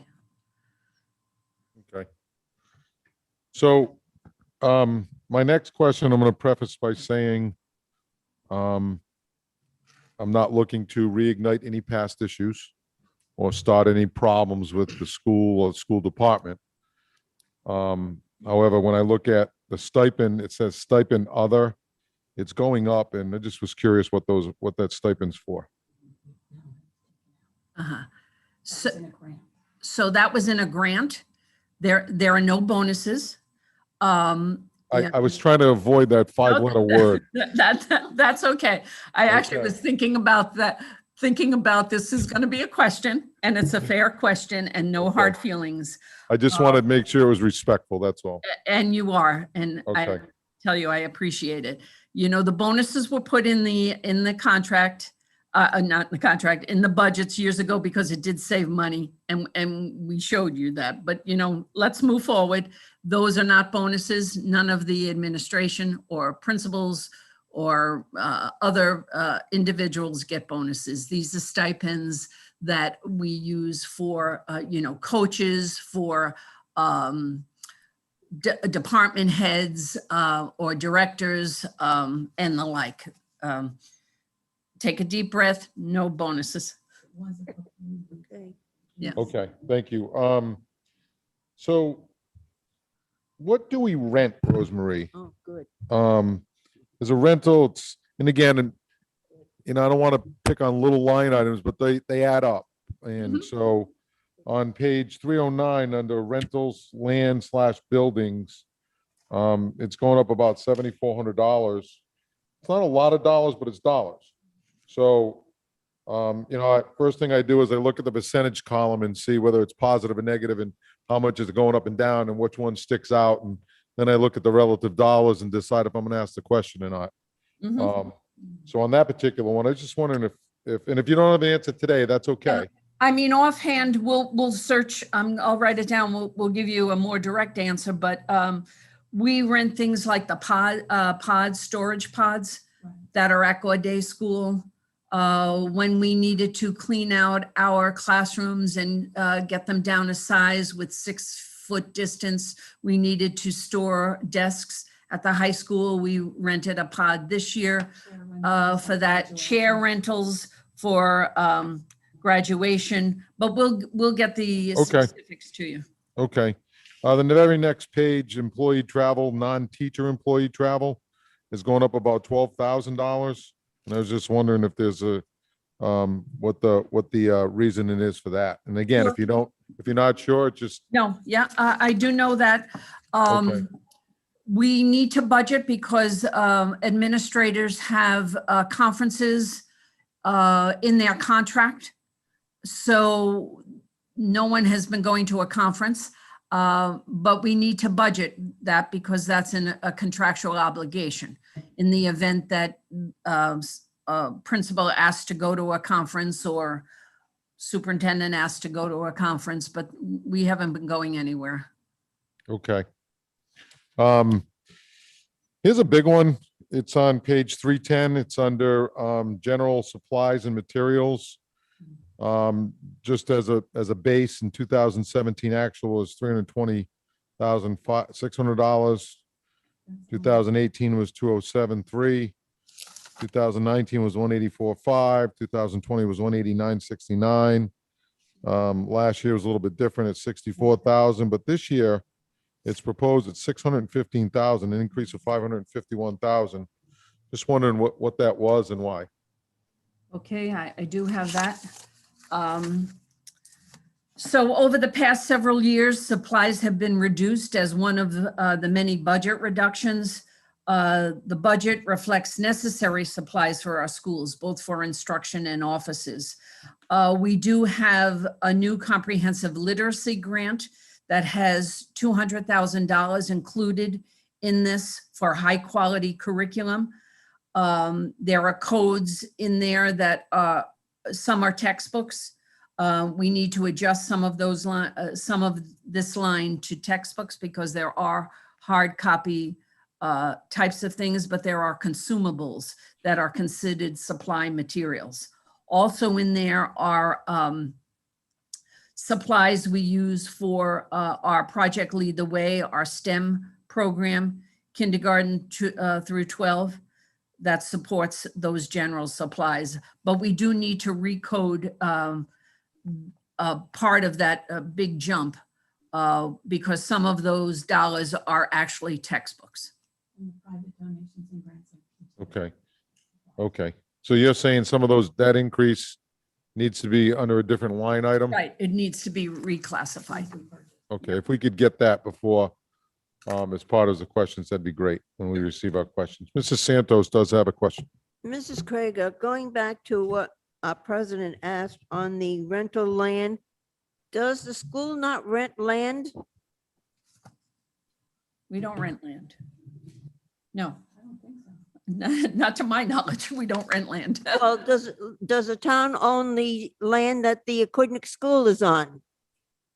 Well, that's the land trust, but we don't rent that land. This is just a coding. When you have the uniform chart of accounts, it's a catch-all kind of. We're not making a land payment for any rental. But does the school department pay for any rental of land? No. I will All right. check, but not to my knowledge. If you know something, let me know. All right, Okay. thank you. Just a couple more questions, Rosemary, as far as the dollars go. Postage has about doubled. It went up $16,000 compared to 2020 2020 was about 14.5, and then last year, of course, a little bit different, 11.5, but that, it's a pretty good increase. Just something to look at. Not sure why. I mean, I don't know if there's a different program going on that's requiring more postage, more mailings or not. I'm paying the same amount for stamps. I know the town gets a reduced bulk rate, but maybe it's something else. I don't know. No, it has gone up because we've been sending more things because of COVID, but yeah, Okay. we'll check it. Okay. And then I think I just had, the other one was bank fees. Any idea why bank fees have almost, in some cases, doubled. In some cases, doubled. They're going from, in 2019, 43,000, 2020, 34,000, 2021, 36,005, and then this year, it's proposed at $70,000. So we do pay fees on our own bank account. We pay fees on the bus account, but we'll get specific in the lunch account. We pay bank fees. Parents can put their credit card on, so it's a service that we offer our parents, and we pay bank fees for those types of things. Yeah, it just stuck out as a double, Sure. as it went up, it's twice as much as it has been. That's all. And Mhm. again, all those little ones add up. Next thing you know, 100,000, 200,000, and it makes a big difference in the budget. I know Councilor Toronto has a question. Sure. Thank you. I was just looking, again, we're looking to try to accommodate all departments. Schools, obviously very important. It's a big budget for us. I know when we were talking last year in regards to COVID relief, funding of certain equipment, you folks had kind of a general fund, my understanding of maybe about $1.4 million that we kind of refer to it as a rainy day fund. Are you utilizing any of those funds this year? Are you talking about fund balance? Yes. So we did use some fund balance to help us with the this past budget. It's not the best practice at all to do that, but we needed to use that to survive. Just let me. I have information on that. I want to get it, so I'm clearing them. Hold on.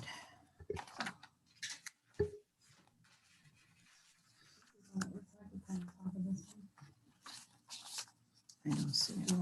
Yep. And again, if you need to get back to us on that, that's fine. So this is what we do. We had a use of fund balance. We used $840,000. Some of our fund balance, as you know, is restricted, and some is assigned. So this was the fund balance we could use. We used $165,000 for one-time expenses. We used $310,000 for operating expenses. These are funds that come from our unassigned fund balance and are the same as previous years. We used about $265,000 to offset some of our transition students, those 18 to 22 students, to help with that particular payment. And again, we used about $100,000 of operating expense for funds that were part of the Medicaid that the Newport County Regional holds. That's in building 22. So that's that we have used fund balance, not the rainy day fund. It's a fund balance. And again, that's not the best practice because with anyone who knows anything about funding, it could cause structural deficits. But we needed to do what we needed to do to survive. And those dollars were used for one-time expenses, just as Rosemary just said, not to create a structural deficit, because those dollars are not reoccurring from year to year. So we can only use them we used them to get through what we had to get through this past year. But those expenses should not return again because the dollars won't come up again. I agree. And I was just curious, and I'm sure that, maybe additional dollars may be coming down from the state, which will be one-time dollars as well, I would imagine. So I was just kind of curious, if those funds were being used, and it sounds like you put them to use last year. So we put, I guess I'm a little confused. You asked if we used it. We used the CARES Act to help some last year, yes. But the ESSER dollars that are coming in, we want to use to create a forward pathway for the school district with supports for our students. Okay, So thank you. I don't know. Am I confused? No, that's fine.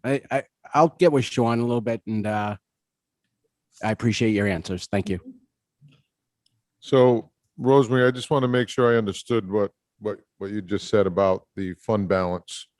So, and I was trying to write as fast as you were speaking, but I don't know how well I did. So We can send you, 840,000, you said you used from fund balance that you could use legally. mhm. Okay. And 165 was for one-time expense. Yes. What was that one-time expense? Do you know? Hold on. That's okay if you don't. It can be part of. I mean, it's usually when we talk about a one-time expense, we use it for contract payout. So when a teacher retires, according to their contract, or anyone retires that has a contract, there is a payout. So they get paid for certain amount of sick days that they have on their books, the number of years that they teach. There's a payout. So that's the kind of one-time expense we would use fund balance for. Okay. Then you said you used 310,000 for operating expense, 265,000 offset transitional students, about 18 to 25 students. And that was for the VOTEC, you said? Not for the VOTEC students that that are 18 to 22 that need to have further education. Okay. Oh, age Paul, 18. Paul, that is that new program that the state extended the age from 18 Okay. to 22. So we Okay. had to set that program up and support those students in that age group. Okay. And then the 100,000 for operating expenses for Newport County Regional, was it VOTEC or Regional Special Ed? Regional special ed. Okay. Okay. So if I take the 310, 265 and 100,000, 675,000, that was used as basically operating expenses. Yes. Okay. So that does create a structural deficit, right? If we need to continue to use a fund balance like this, yes, it will create we're not Okay. we're not there yet. Okay. That's why this 4% is a necessity. It's not. I can't emphasize that more to our town council. It is a necessity. So that leads me, you've left a nice segue for my next question is, so what happens if you don't get 4%? So I'd like to see what it would look like at 3.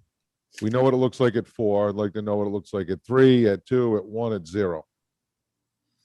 Okay, I mean, I can tell you right now that reductions obviously would have to occur.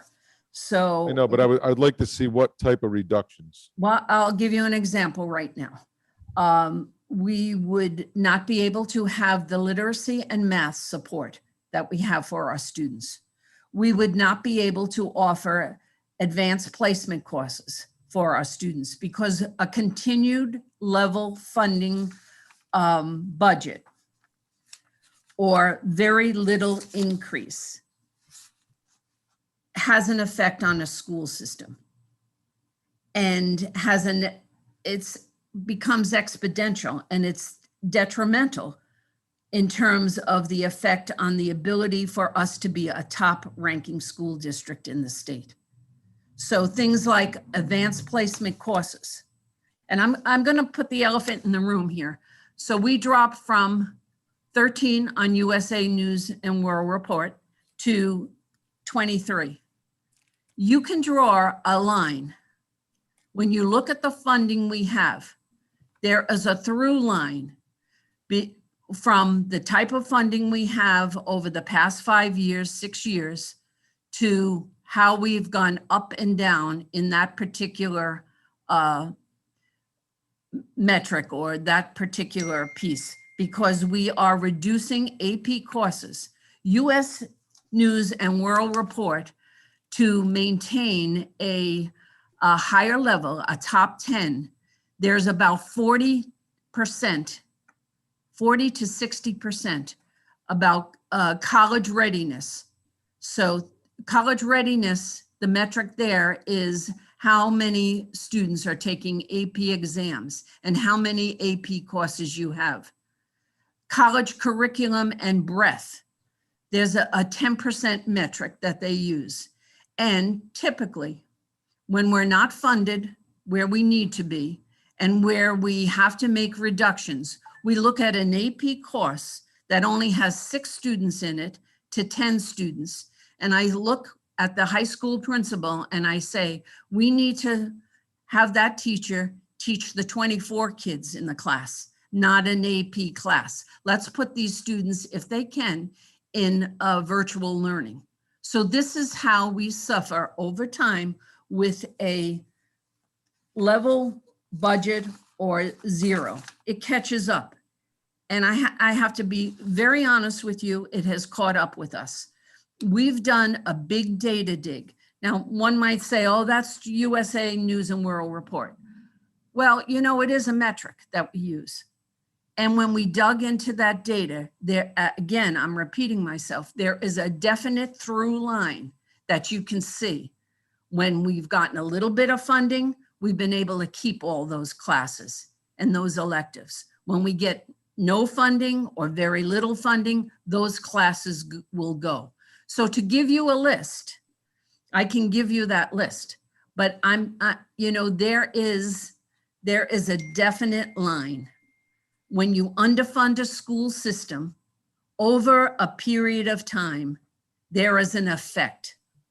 And it's an effect on our ability to compete with the top ranking schools in the district. Look at a Barrington. How do they fund their school? Look at a North Kingston. What is the municipal appropriations there? Look at a South Kingston. What is the municipal appropriations? Look at a Charahoe. Those are all schools above our ranking, and they are funded through their municipality appropriately. Okay, so I understand what you're saying, and I respect that. You know, I've always of the mindset sitting here for so long that sometimes when you throw, just because you throw dollars at programs doesn't necessarily mean they work. That's not a dig at you or your staff. I think our teachers and administration does a good job. I think you've done a good job managing the zeros. And it hasn't been all zeros, but it certainly hasn't been 4%. And I'm sure you understand that when we look at things, we're looking at also the town in totality and what the town and the taxpayers can afford as well. So, you know. Absolutely, and we respect that. Yeah. But, you know, again, I can't emphasize it catches up to a district. Okay. When, you know, the funding isn't consistent across. Okay. And I would still request from you respectfully to see what it looks like at each percentage, okay? Sure. What you would actually cut, what those dollars would be, what these programs would cost, that type of stuff, okay? I think that's helpful in making decisions. And I hope we don't get a piece of paper with just a line on it. Because you said you were going to draw a line, and I'm just kidding with you, No, I mean, Oh, you know, it's a line, it's, I know. It's when you look at data, you look at through lines, and this is the through line that we see. And I have the data all around that I'm anxious to share with you and our community, because you need to know that the number of courses and the number of tests that we've offered, a direct correlation to our dollars. 1 year we offer 193 exams for AP. The next year we offer 202. The year that this data is proved on, where we got 0, our numbers went down, the number of courses. It's metrics. You can look at that and you can see the ripple effect it has. When funding goes down, teaching positions are limited. And I want to say, I know that I'm sorry to interrupt you, Rosemary, but I have to just add something about the AP classes.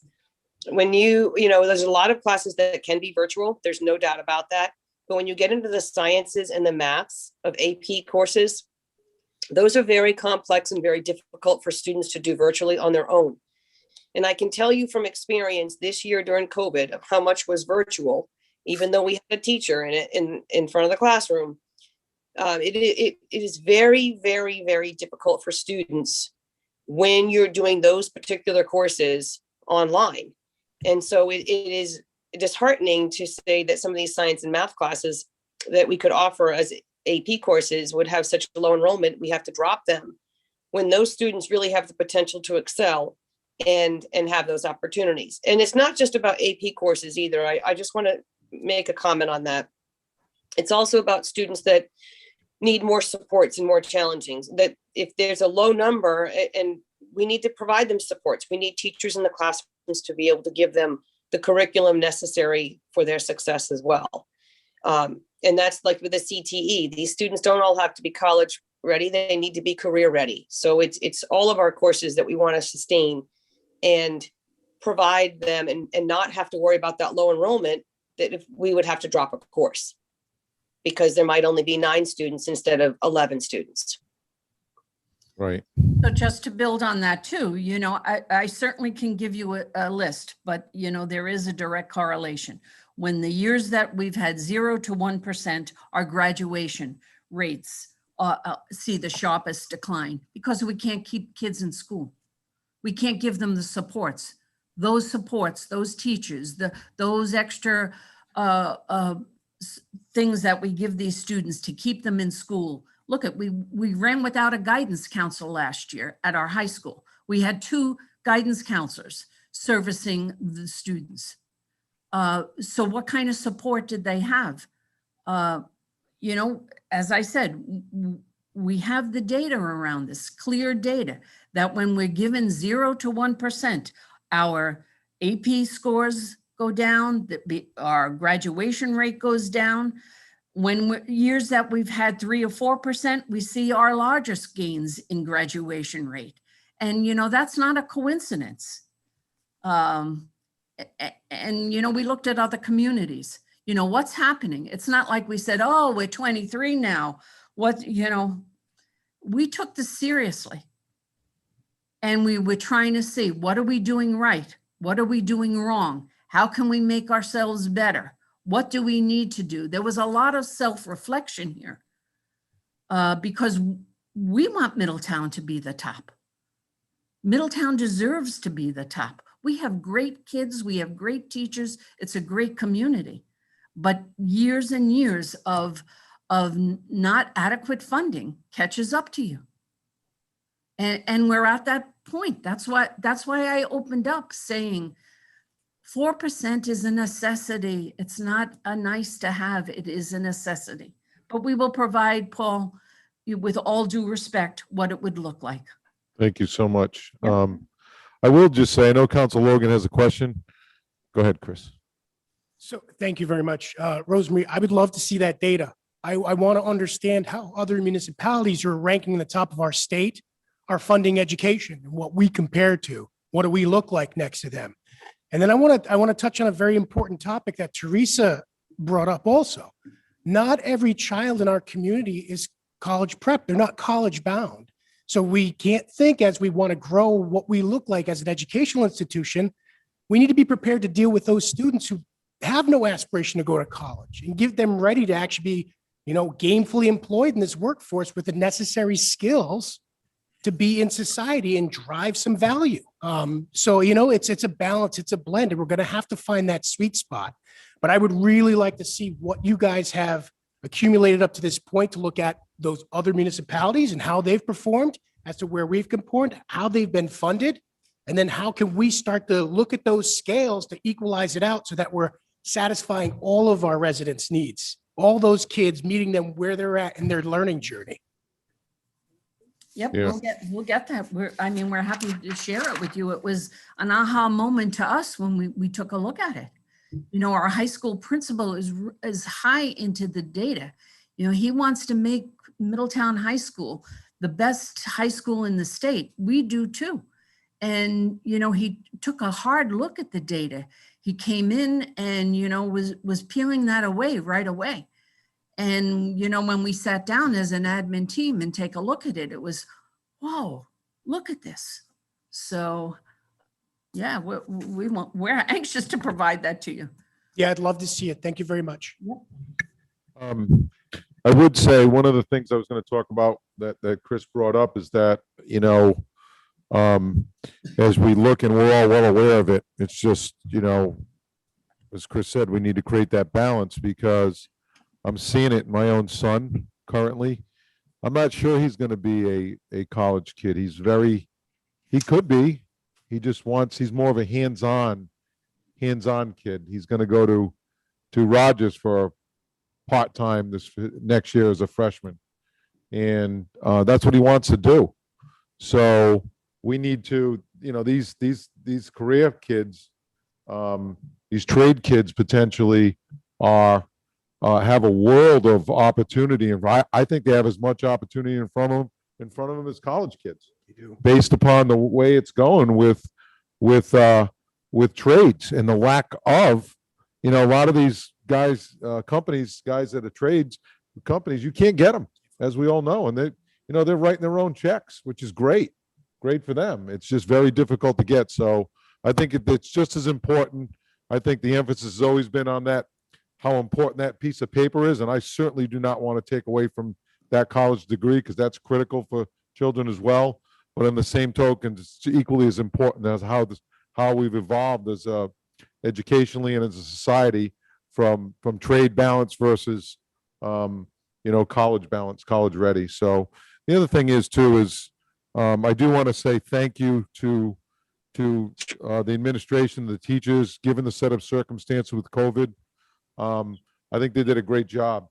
It certainly wasn't easy, parents that have to work and the kids are home and, they're on one computer playing games, the other computer, they're trying to learn school. We all know it. It's happened. They did a great job managing it, the teachers. But I will tell you, from my own personal child, since he's going back to school, a world of difference. Not just educationally, but socially. So I'm glad to see that. I just want to thank you guys. I thought you did a real good job with that. Yeah, thank you for acknowledging that. The social emotional toll that is taken on our students is very concerning, and again, that is why we want to use those ESSA dollars, in conjunction with the municipal dollars to support those students, because there's long-term effects. Anything you're reading, there's trauma, not just to our students, but our adults, each other as well. Paul, I just want to step back a little bit about the college, students not going to college. And we do have a number of students who choose not to go right into the workforce. They still need to learn how to read, because they could be reading technical instructions. So, that literacy component is important. So they might not be going to college, but we still have to make them work ready. And work ready means they have to be able to read. They have to be able to compute.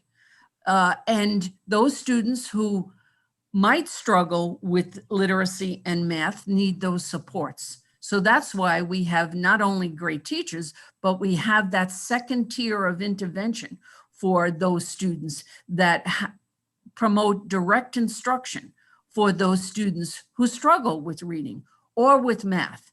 But we need to prepare them for the workforce to be able to read menus or read technical manuals for cars, and the like. So it's not that we're just looking at our college ready students and promoting AP courses. It's, making our students able to read so that, and compute so that they can go in a workforce. Yeah.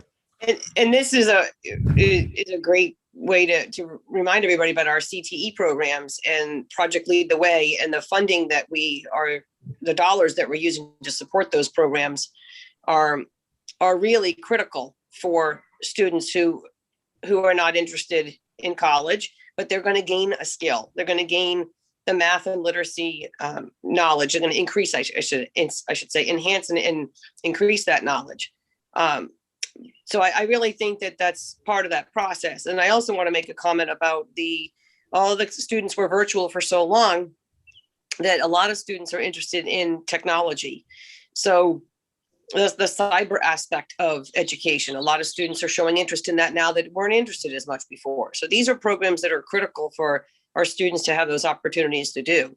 And without the supports in the building and the curriculum to offer those programs, it's not going to give the opportunities for our students. Okay. Is any further council have any further questions? I would like to welcome, I saw her name up there, Tammy Holden, who's a new member of the school committee, and I saw Bill O'Connell had joined us, so welcome. I couldn't get to acknowledge her earlier, so I apologize for that. But does anybody else have any questions? Any counselors have any further questions of Rosemarie and or the school department, school committee? Okay, so hey, thanks for joining us this afternoon, taking out a Saturday away from your families and your yard work, I'm sure. And if we can get a list of those answers at some point in time before the first public hearing, which would be on the 19th of May, which is a Wednesday, that would be fantastic. Okay. We will get that to you. Yep. Thank you for the opportunity for us to tell our story and to advocate for the children of Middletown. Okay. Thank you And very Paul- much. Paul Yes. and the entire council, I just want to say thank you very much. This was a spectacular meeting. We appreciate the time to provide you our information and our data, and obviously Rosemarie and admin will get you the answers to the questions that you asked. But thank you very much for the time and the opportunity to present today. Okay. Thank you, guys. Looking forward to working with you. Okay. Thank you. Thank you. Okay. Excellent. Look at that. We're in good shape. So let's hear from the vice president. Motion to adjourn. All right. We have a motion and a second to adjourn. I want to thank the councilors as well as the town staff. Mark, excellent job. Appreciate you being on your game, and you certainly impressed us this evening, this afternoon, or today, I should say. I'm used to saying evening. So, and Peter, thanks for your time. Nate, Karen, Wendy, and Matt, thank you. Yeah. Okay. So motion is second to adjourn. All in favor? Okay, excellent. Thank you, guys.